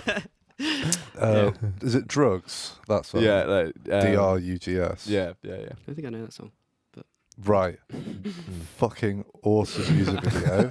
This was kind of the other way around though. So I saw the video. I was like, this is amazing. This is one of the best things I've ever seen. Like very funny, takes the piss. Sure. And then I listened to the track in the kitchen on my own and it almost wasn't as good. Sure. Right. Do you know what I mean? Because I'm so used to seeing context. it. Yeah, it was interesting. Yeah. But if you haven't seen that video, Sean, and anyone I at will. home, definitely. What's it called? Kieran J. Callahan. No, it's SAD. SAD. That's yeah, right, song about drugs. Yeah. Is it? Makes sense. I know. Yeah. It's funny. I was thinking, kind of what you're saying, the opposite thing, in that it could also, if you experience the video before you hear the song, right, it changes things. But I've been watching a lot of TV recently, and I don't normally do like I've really since I moved out for uni. Like I don't know, I didn't have a TV for ages, and I don't know, I'm just not that bothered about it. But I don't even really watch a lot of films. But then obviously in the past year, I have done loads. But I've been watching this program called New Amsterdam, which my mum got me into.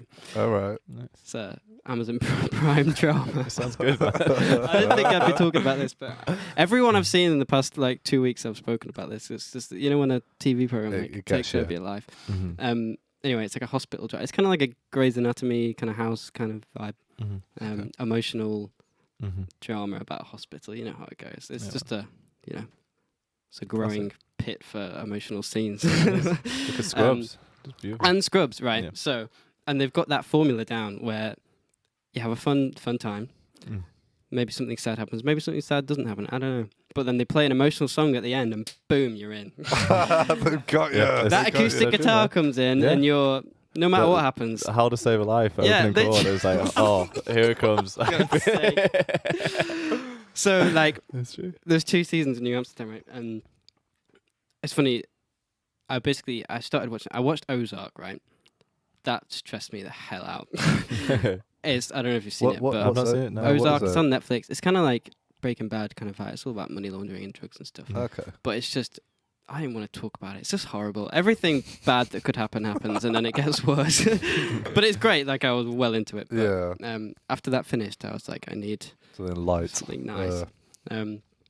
So anyway, I started watching New Amsterdam. But my point was that all these songs come on at the end that are like, sometimes it's ones that I know. It's like sometimes it's a Ben Howard song. Or one time, Blindsided from Forever came on, and I was like, something big's gonna happen. Yeah. But I don't know. By season 2, maybe they're running out of good emotional songs. I don't know. But then they just come in, and it's like your classic acoustic chill playlist on Spotify, a coffee break play. Yeah. But in this context, I love these songs, and then I look at them up after. I'm like, that song was really lame. Yeah, I know what you mean. Yeah. But then suddenly there's a visual there, and literally it's just like the main character's running down a road. Nothing's happening, but that acoustic guitar comes in, and I'm like, Yeah. What is that? Yeah, So I know exactly what you mean. One is, do you know? Did you watch Scrubs? Oh, Did you yeah. say- yeah. Do you know Joshua Radin's tune "Winter"? yes, That scene. So yes. I think I must have been like quite a sad 15-year-old or something, because I think I ended up just like watching those scenes. I think I watched all the Scrubs, and I was like, I just want some of that, because I wanted to find the tune as well. Heartbreaking tune. It's a beautiful song, but the context, those guys are absolute masters of delivery, man. When they would stick that freaking sad song in, do you know what I mean? I think that's what. That's- Yeah, because it's a it's sitcom, right? But yeah, it puts it aside from all the other sitcoms because it's so emotional at the same time. yeah, It's great.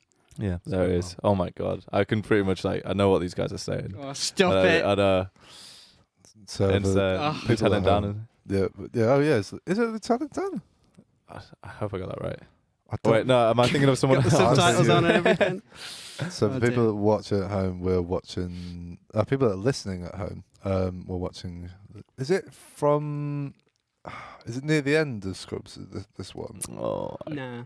is I it don't think quite so. in the middle? Yeah, I it's know not there mine. is one at the end that with Where a do you think we particular are? song that Barney showed me that was like Yeah. Oh yeah, Book of Love, Peter Gabriel. Book of Love. Class. Just That's what it that was. one, oh my god, man! I remember crying my eyes out when I watched that scene. I just couldn't man. believe it. That is a beautiful song. Like, the string arrangement in that as well is just like ridiculous. Masterfully Yeah, put together. and the original was great. The Magnetic Fields tune Oh, yeah. is awesome. Oh my god, Yeah, I forget that. Yeah, crazy man. Hospital drama. it's Scrubs pop. Scrubs pop. That is it. Yeah, Literally. And so many shows have done the same thing. Maybe they probably didn't invent it. Yeah, yeah. that must be a Yes. great job to have though. I think it's all the time. Like, Yeah. yeah, I would love to be that guy that just gets to pick that song The that makes you cry. yeah, yeah, that's it, man. Yeah. It's so true. Do you think it? I feel like the kind of person you'd have to be would be sort of Matt Steele-esque kind of encyclopedia of music Sure. kind of dude. I feel like you have to be very specific. Mm-hmm. Otherwise, it'd be quite a stressful job, I think. Yeah, Desperately finding Yeah. heartbreaking songs. I mean, you could write them. You could write them. Start plugging your own stuff in there. That's Maybe I kind of the could role get of Amazon publishers Prime as to well, hire me. though, isn't it? Is Sure. it? Publishers try and push it to films and Oh, media yeah. and all that sort of stuff. But Yeah. then surely there's still that dude at the end of the chain there. It's like, this will work or this won't work. You still got to have that. This will make them cry. Yeah, this will break their hearts. Yeah, that'd be an awesome job to have, man. That'd be great. Well, if you ever make a TV show, me and Matt will write the soundtrack. Yeah. Oh, that'd be beautiful, man. Just crying to a microphone. Didn't you two, am I wrong in thinking you two did some little bits we of did. writing Oh, yeah. at one point? Yeah, we did write some stuff, didn't we? It's all like it'd be great guitar-y to- stuff. Yeah. Yeah. Yeah, we should do it again, but We with some should. vocals. I mean, we can't right now, but Yeah. yeah.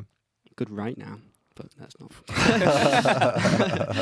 Yeah, Yeah, that we was used a to- lot of fun, man. Yeah. I think we were both in the jazz hall for a while. Yeah, but see that's a funny old hole, because looking back on that was just like it makes sense in terms of is trying to learn as much about music as can and just basically becoming like fascinated with it, isn't it? And just like seeing it, but as well now that I can look back, it's like it was just that I hadn't found my own voice, and I guess you probably felt the same. Like hadn't found like what you actually want to contribute Mark, to the world of music. could you just sort of explain to people at home what it is in particular about jazz that why people well, for those reasons, you know what I mean, for sort of the technical side of stuff, like Yeah. just for the people Explain at home. jazz. Explain What does jazz. that- why okay. you would go down that route. Okay, you know so what I mean? the guitar is a minefield, isn't it? It's just a crazy black hole of like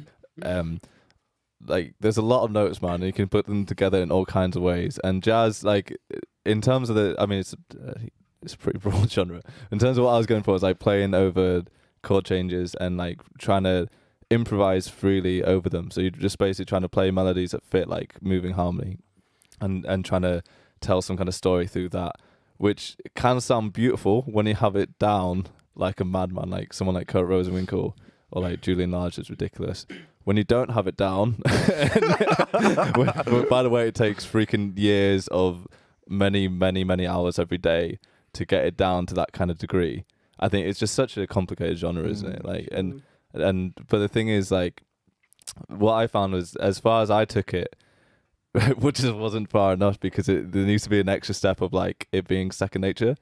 So when I was kind of playing it, I maybe got to the point after enough practice where I could kind of get through it, but it was always like fighting it rather than because it takes a certain amount of time just to be able to like play over chord changes and create some kind of melody over them and some kind of like sense of narrative and all that stuff and be expressive. But then to be able to kind of be like playful with it and not be like locked into it is so freaking hard, man. It's just, I think it takes a lot of hours of practice and then a lot of like just doing it, a lot of getting it wrong and trial and error, and the experience of doing it live. Sure. And, yeah, I think I got better at it just from doing like a ski season, where I was basically like, if the other guys got bored, they'd be like, let's just take a solo, just do something, you know, and doing it. Playing, not skiing, right? Yeah, you don't want to see me ski. That's not great.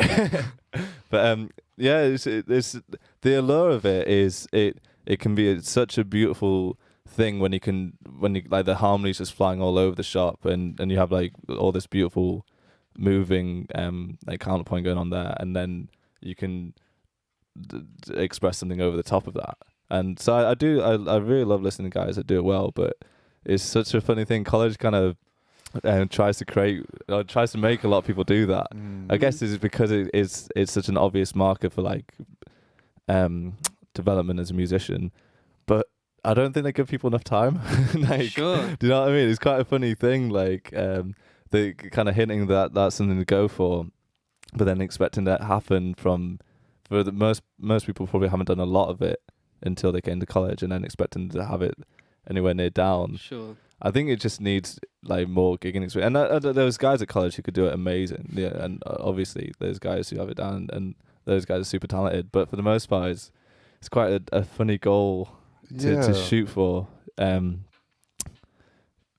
It takes longer, man. Yeah. It takes longer, doesn't it? What do you guys think? I've noticed a lot of, well, now that people have come outside of the college, people at home, we went to the Royal Northern College of Music.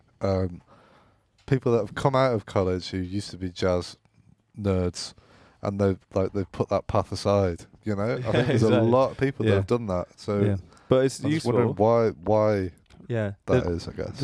I saw it more as like ear training and musical training. I think in the back of my head it was always that like I just want to understand music in a certain way, like to not feel like too like limited, I guess, in terms of just like.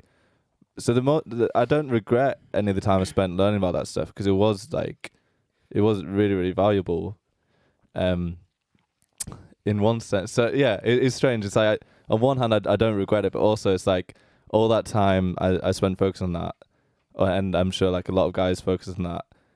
That I could have spent that time just like playing 3 chords in Dadgad and enjoying that just as much. Or whatever. So yeah, it's the reason why you do it, isn't it? So if you love that style of music and you just want to dive head in, then absolutely go for it. But I think in my head there was probably more of a thing about trying to impress, or not necessarily impress, but like a need to keep up and to prove myself to my teachers and all the tutors at college and all the other guys.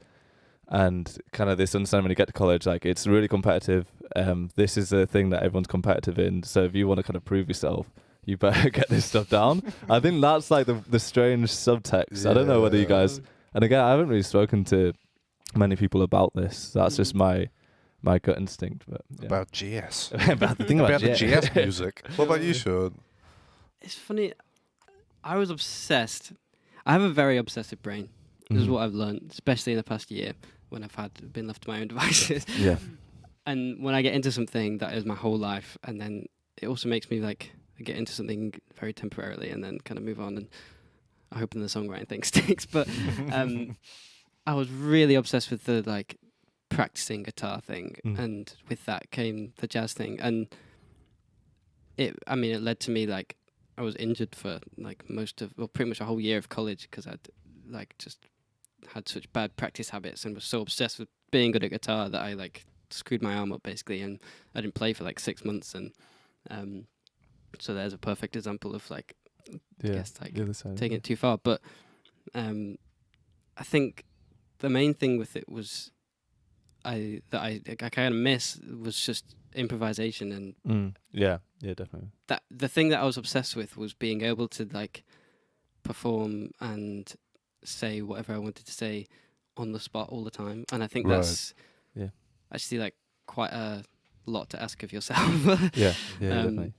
Both like technically and like emotionally or whatever. Like to be able to get into that headspace all the time is a lot. And I have so much respect for people that can do that. And it's something that I try and kind of remember that was everything to me for a while. And when it comes to writing and recording and stuff, I try and kind of get a bit of that into I just try and remind myself that that's kind of what it was for me. And even like doing the set for you guys earlier is like I was quite careful to not like spend too long thinking about the arrangements or and trust myself in the moment in a way. So I just played the songs loads of times in different ways and then just kind of hoped that something would happen. Yeah, so I really like that they keep the improvisation in it, because it doesn't have to mean what the like standard definition, does it? Like it can be, but yeah, I definitely like that resonated with me about you just want to be able to express yourself in whatever way without feeling like locked into anything. And and I wonder whether my like the negative bit in my brain about that time when I was obsessed with that, I don't know if that's actually anything to do with the genre of music or just like you said, like maybe a competitive thing or the competitive thing with myself. And that the people that when you start studying music in that way, the people you're comparing yourself to are the top 0.5% in the world, right? Exactly. Yeah. And it's even crazy to say that they're like the best, but you know what I mean. Yeah. So much to ask of yourself to even be close to that. Yeah. But I think the thing that got me through it, or like the reason I still enjoyed it, was the fact that it was actually improvisation I was like in love with, not jazz. Yeah, I don't know. Yeah, definitely, man. And it's definitely. I don't know. It's just I don't even know if it's the fault of jazz. of music. It's not jazz's fault. No.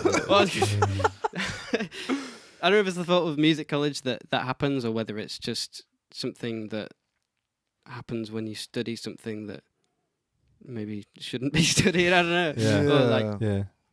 I don't know. It's some of it's definitely like internal. Like you could say, I only know this for myself. Like the competitiveness is probably more with yourself than anyone else. Absolutely. Even though, you know, and that sort of drive. It took me ages, man. Like coming out of college, start listening to Kurt Rosenwinkel and guys like that again, and watching it, and admitting to myself it's okay to like it and not. Jazz and it's yeah, it's exactly, and it's okay to like it without having to work out everything he does and work out how I could do it and everything like that. It's like, no, I could just be a bias on here and just accept. Actually, it is beautiful for whatever reason. But like you don't listen to Bon Iver and go, oh God, I don't sound like him. yeah, exactly, because it's just you just listen and go like, damn, that's awesome. So I think it's just it's a prestige thing within that genre that happens, but I don't know. It's a shame really, because also a lot of the music is so beautiful. Yeah. Have you ever seen me play jazz? I heard you doing Cherokee at like 485 BPM once. For non-musical people, My metronome app doesn't go that far. Cherokee is like a super hard, like pretty quick jazz piece in basic pitch terms, and I've never played jazz that much. Basically, for my friend Barney, who's the drummer from Diamond Station, he wanted me to play this for his music recital very, very quickly, and the chords are like changing every like 2 beats or something, and it's crazy, man. And I was just like, oh god, it's just like in a horrible jazz nightmare. Honestly, it was horrible. I've always so I've never had that driving me to like pursue that side of it, even though I love like improvisation and stuff like that. I guess I always saw jazz as like, it's always like the guide, isn't it? It's like the points you in the right direction. It says like, here's the tools, here's what the shapes can look like, and here's what the colours can be. But then there's like the other 50%, which is like the kind of the oneness, the connection between this and this. You know, like and that's the bit that people actually care about, right? That's that's like the genuinity, isn't it? That's like when you're speaking without any thought in between. It's just like pure inspiration. We'll call that.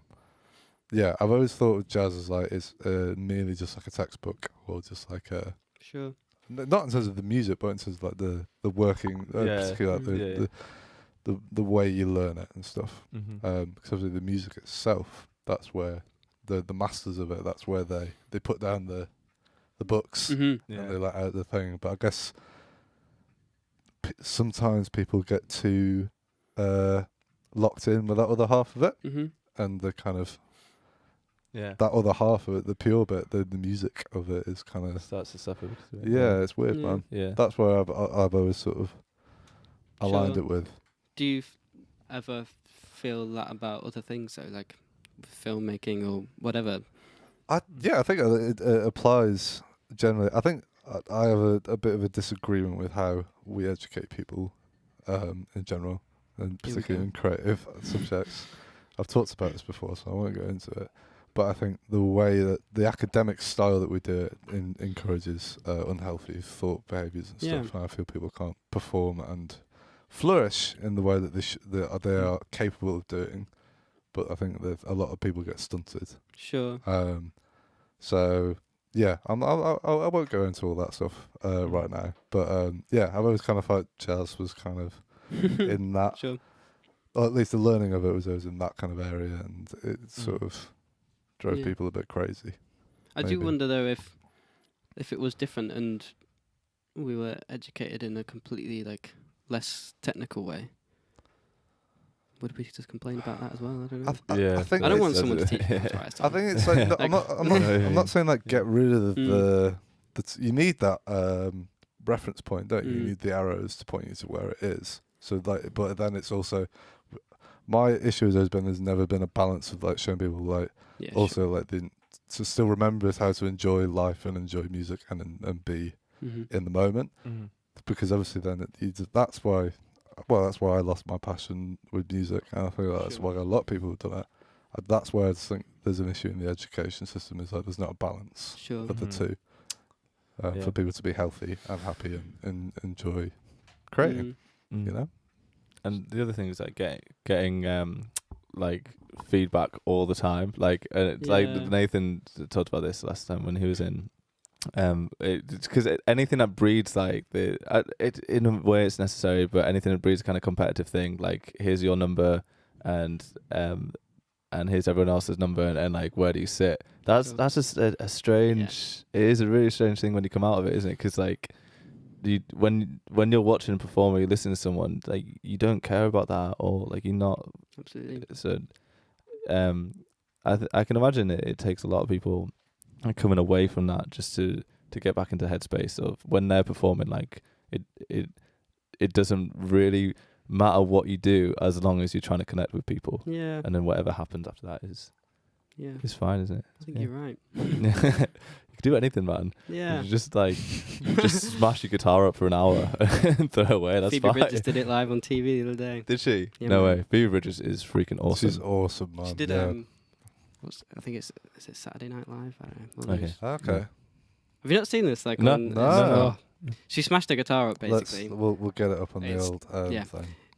And so many people were raging about it on the internet, and everyone's Really? like, "Come on, raging. yeah, Right? What? like, what? who is this girl smashing a guitar?" And they're like, I mean, I don't even need to explain. Like, that's just Why would people have something against that? So many people, right? A lot of people are saying like, "Oh, you're not appreciating what you have. Like, why would you smash up this like guitar when people don't have anything?" And it's like, okay, in the grand scheme of things, a £500 guitar. They probably spent like $3,000 on like one of the cameras that are filming that guitar right now. Like, I don't know. It's just stupid. Or like all the lighting or like anything that they would have spent money on. Like it's all part of it. Yeah. Just don't whine about it. It's Exactly. stupid. And it is pretty cool. It's really cool, man. Jimi Hendrix. Hendrix did it. Yeah, exactly. No, I bet no one complained when he did it either. What is it about destroying an instrument that's so like comes across as so cool? I don't know. It's weird. I really want to do it. Yeah. Like when Neil I Young can't. does it at the end of that Yeah. Glastonbury. Have you seen that when he closes No. Glastonbury from like 2010 or It's something? amazing. Awesome. He does A Day in the Life, the Beatles tune. Oh yeah. And he just, you have to watch it, man. Absolutely fucks the guitar up at the end. Oh, amazing. It's just like, that's so cool. Yeah. So cool. If I could. Is I'd The regret it. Castle Hotel, like it's got to be the right Is it vibe, arrogant? though. Yeah, I look think at that guy. if you're feeling that in the moment, if you're just like, fuck yeah, I want to do this right now, why not? I used to do that all the time. We've got it. There she is. Wow. So for Nice. the people listening, we're watching Phoebe Bridgers absolutely nail Slam a a guitar guitar. And on what- Saturday Night Live. what tune had she just done? I think it's the last song on the new I know album. I know the end. I know the end. Yeah, yeah, Obviously. yeah. She's going at it, man. I feel sorry for the The speaker. guitar's not giving up as well. Yeah. I would be raging right now. Yeah, if that was your I would be speaker. so angry. Fair play, yeah. Damaging other people's gear, Yeah. but do what you want with your Yeah. own guitar. That poor monitor. What did it ever do to her? To be fair, it looks like a pretty sturdy monitor. Maybe they prepped I for think it was taking chunks out of it. Yeah, you can see the top of it is all. Oh, James. That's upset James, isn't it? You're that guy on Twitter that everyone hates. That's perfectly good sound equipment you're ruining there. Yeah, that's awesome though. I think that's she's a cool dude. She's a cool dude, man. Yeah, she's kind of like taken over as well because she's got, for the kind of music she does, she's got way more mainstream, Yeah. which I find really exciting. I actually don't understand what's going on there, but Yeah. it's amazing. I'm so happy. Yeah, Because she's also like a living meme at the same time, yeah, which is yeah, amazing. yeah. What do you mean she's a living meme? Like, follow her on Twitter. It's like, it's just right. crap all the time. It's amazing. It's like a whole band. There's this like community of like shit posting. I don't know how else to say it. Like Yeah. their Instagrams are hilarious, and and it's all. I think it's so relatable to people of like our generation that grew up with like Tumblr and like Right. Yeah. I don't know, just using the internet as just this ridiculous place where you can just kind of post anything and kind of accepting that it's all kind of meaningless. So Yeah, just exactly. She kind of, have she fun. like, because she kind of breaks all the rules about it, and she doesn't care, Yeah. but then she kind of does it really well. Then it just like makes a mockery of everyone that does Yeah. care and is trying to do it like really seriously and stuff. Because she's just there being like, it doesn't matter. Sure. So is that what, like fake nudes? Is that? That was her Instagram thing for ages. Yeah, it's changed now. Fake But nudes. that was her like Instagram name, just fake news. It's amazing. Yeah, that's awesome. Yeah. I feel like Nice. it's giving your like Instagram presence the exact amount of worth that it is worth. Yeah, exactly. Yeah, no, definitely. It's getting a cheap laugh out of it every now Yeah. and then. Mhm. I mean, I Yeah. don't know. I've thought about it a lot recently because obviously I've had to be a little bit more aware of promoting myself, which is just a Mhm. weird thing to do. But Yeah.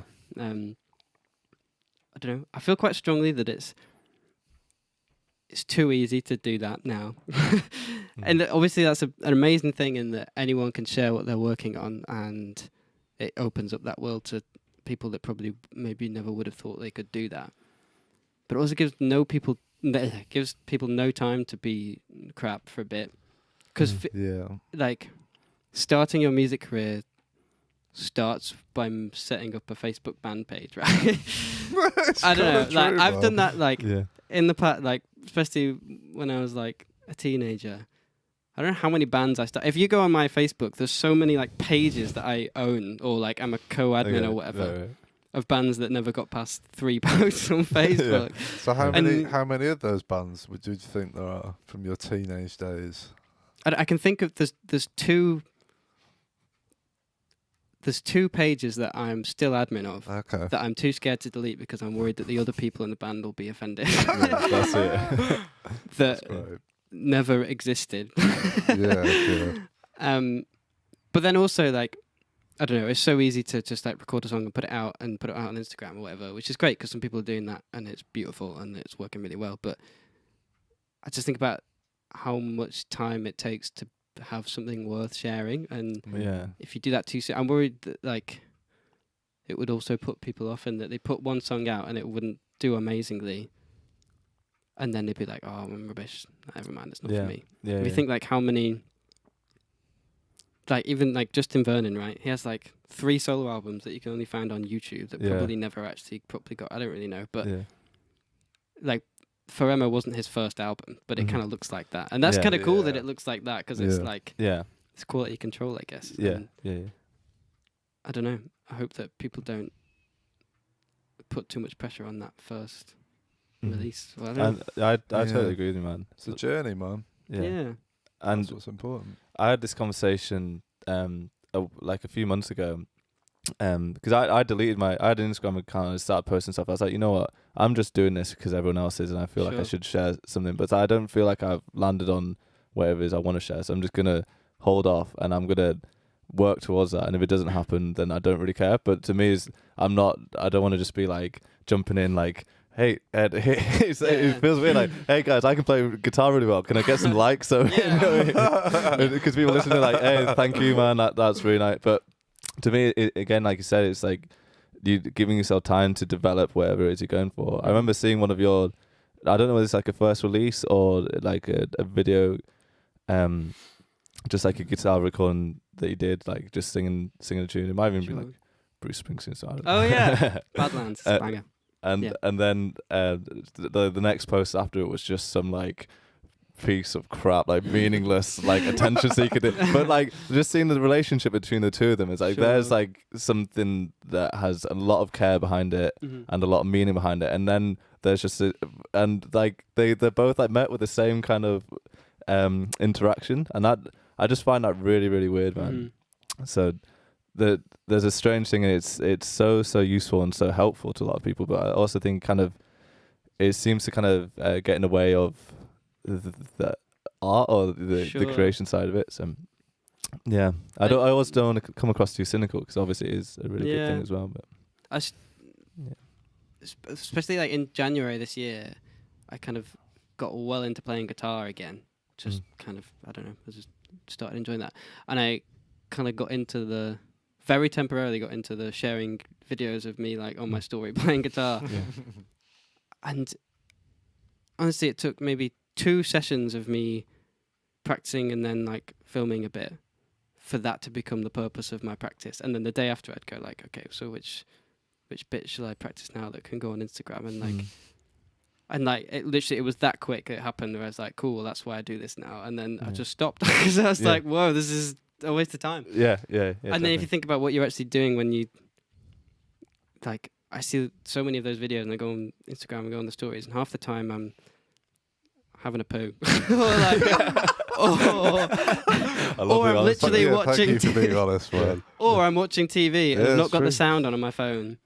And if I can't see what's happening in the video and I'm watching New Amsterdam at the same time, and, you know, there's an emotional banger going on in the background, I'm not going to listen to the Instagram video, and it's gone and I don't care anymore. Yeah. And I think it's Exactly. really important to remember that when you're posting that people might not even hear it. Yeah. And Yeah. that's Definitely. fine. Yeah. Yeah. It's all met in the same way, Yeah. isn't it? Yeah. But then like sitting down with someone's music and actually just being like a listener to it, and without trying to have too many like opinions and or whatever, that just seems like the ultimate thing to aim for. And I guess Instagram helps bring people in for that. Yeah, So, you know. I would say so. Yeah. I know what you mean. It's like, it's like I always think like we're doing this stuff. Is like I'm not asked if it does well or anything, but it's like building a body of work, just like something to like look at back on. I suppose if you're like more creative and like more selective with your stuff, you can kind of view it in that way rather than it just be like shit posts about fucking. I just farted or whatever. I don't know what it is. Every Facebook status is 2009. Yeah, exactly. When you're a kid. Oh, dude, it's snowing. But I suppose you can view it in that way, and it's valuable in that way. It's in a Yeah. place to like store that and be like, look, this kind of library of my stuff. But I know what you mean. Some of it's very vapid, isn't it? Yeah, definitely. And you get the stuff that's vapid and just really, really boring, and then you get something that's absolutely amazing. And just the fact that it's all this Yeah. sort of weird like level playing field between it. A lot of times the amazing thing hasn't really like even gone as far as well, just because the market is bored people who are literally just like taking a poo and just doing some scrolling, and as well as I always want to feel like people are giving whatever it is like the full time rather than like hearing like 3 seconds and being like cool and like moving on. It's just I hope it doesn't create this like instant fix thing where, because to me it's like it's so much better to like sit with something for a little while rather than just being, otherwise it seems like very like surface level, like, oh wow, I'm impressed with that song. Do you know what I mean? Rather than that, I mean, the amount of videos I like that I don't even listen to, but I go, I know that guy.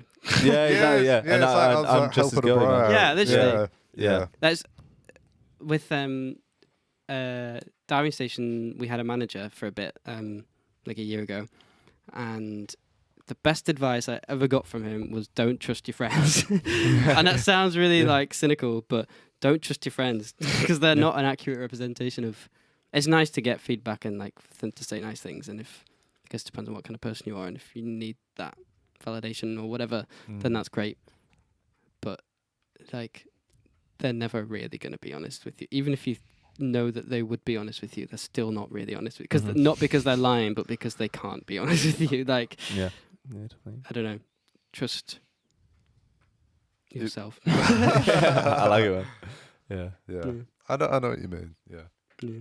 Because you don't want to hurt the. No, exactly. Imagine if And you thought like, Sean, that was one of the worst crap shit pieces of music. You're not I've gonna tell me fucking heard. If I said that to you, it'd be horrible, wouldn't it? Yeah. Stream. So you would say you're your best critic, or would it be a better critic would be some random person you don't know? Is like that's I fucking don't know, awesome. like, because I say that, but obviously, like, I have definitely a group of people that I know that I would send things to for feedback that would actually be helpful.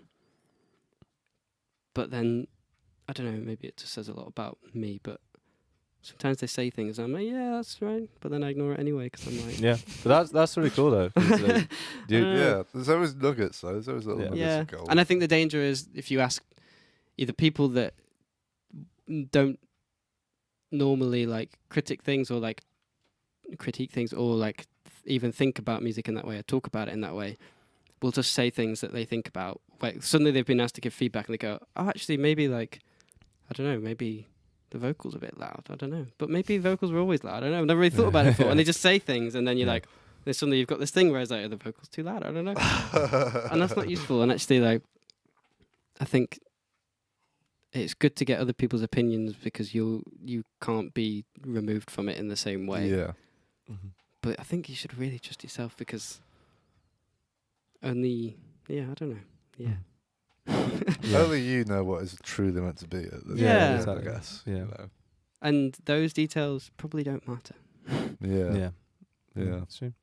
Yeah, and they might be giving you feedback, which is going against. They would only like dilute what you're going for as well. Yeah. So until they can actually like hear what is you're hearing in your head or whatever, then yeah, it is funny. I don't know what you guys like at giving feedback. I try and be pretty. I always just try and be like, here's what I thought was good, and these things, like, it just felt like this should have happened or this would. But at first I used to be like so apologetic whenever I was criticizing anyone, because it's like it's a really hard thing to remove, isn't it? Because there's such a fine line between someone's personality and whatever they've created, and obviously you don't want to like. You know, you tell someone that this thing needs changing in the bridge and they start crying. They hate you. That's just not a place you want to be. So what are you guys like with that? I think I'm kind of the opposite. Yeah. I think I don't, because I'm so aware of when I ask someone for feedback, I do want helpful feedback because of what I just said. So like, I don't know. Sometimes I worry that I'm too mean. I don't know. We did It's better to be honest, I think. Yeah. We when we were in college, I was involved in this, like, I can't really remember what it was. We did some workshop at like a school, or like people that were gonna study music or something, but they were younger. I don't really know. And Andy, the course leader, took us and he said, like, okay, so remember for because they were going to perform to us and then we were going to give feedback and be like, this is what we could do better and whatever. And he was like, remember with feedback, you should give a shit sandwich. Say what was good, then say what wasn't great, and then say something that could make it better. And then you've got like two nice things, and then you say the negative thing, but it's like, we're like, cool, yeah. And then I remember we got on the bus on the way home, and Andy turned to me and he went, Sean, you didn't have any sandwiches. Oh, shit. I was like, oh, are you so right? I was like, this guy's a kid. What did you say to them, I man? don't remember. I just being honest. Did you slay them? Just went to town on those poor kids. I don't think I was that mean. But That's hilarious. it's some kid playing like Billie Jean or something. Right. You're not in time. I mean, yeah. What was that? So that's how I am at giving feedback. I think it's better to be honest. It's always better if you can do it in person, because obviously there's that disconnect between typing something and someone and reading email. it in the wrong kind of way and being like taking the offence. It's always better. I used to just do like little voice memos and stuff and send it to people, because it comes. It's a little bit more human, and then you're definitely not. Someone's going to take it how As you you mean said it. Yeah. It's been a long time since I've given feedback on anyone's music, though, to be fair. I'll send you some crappy songs. Please do, man. I always find it interesting. It's nice listening to people that have been like submitting stuff in. Come on. Oh, sure. Some of that stuff. It's been interesting. Oh. It's been nice to listen to some local music. Yeah. It's good stuff, man. So many people have created things in the past year that maybe wouldn't have done, including myself. Yeah, it's great, man. There's been a good little hub of creativity. Sean, is there anyone in the local Manchester music scene that you would recommend to people at home to check out? Oh God, pressure. I'm biased, but Anna McCluskey just released an album. It's great, man. It's I'd great. listen. I listened to it in the car on the way here. Yeah. Got the CD. Yeah, I got that CD. Yeah, it's beautiful. It's good, man. God, I don't know. I'm scared.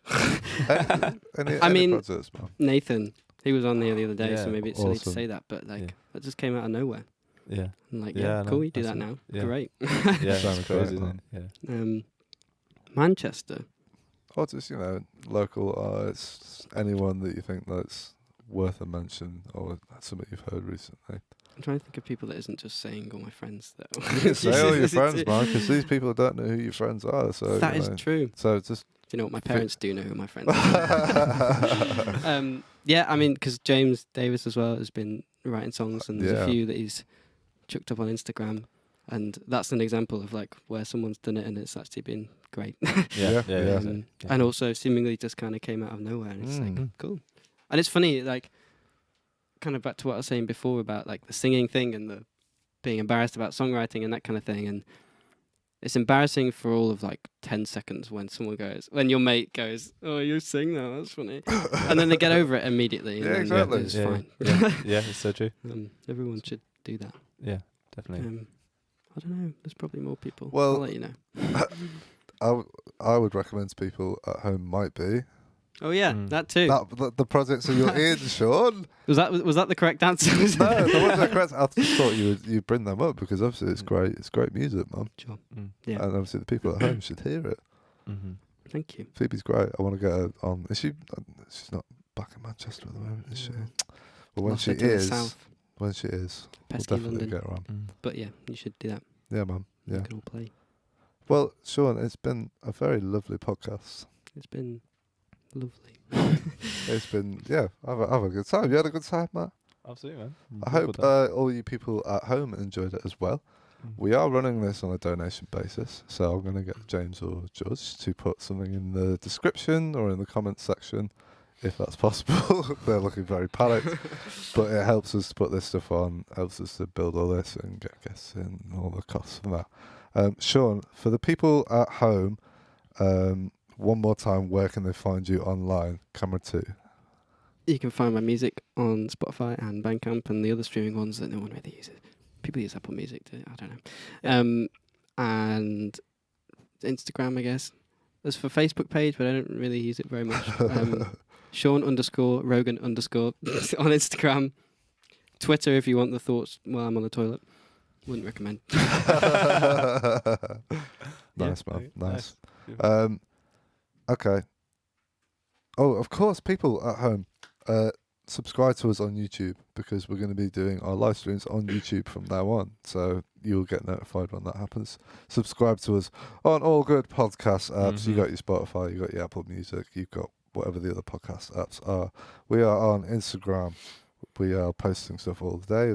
We'll be posting some more of Sean's music on there, so have a look for that. We'll go on Facebook. That's our dirty plug over. Sean, if you could sum this podcast up in 3 words, what would it be? 3 words. 3 words. Oh God, people. I like it. That's awesome. I like that. Matthew.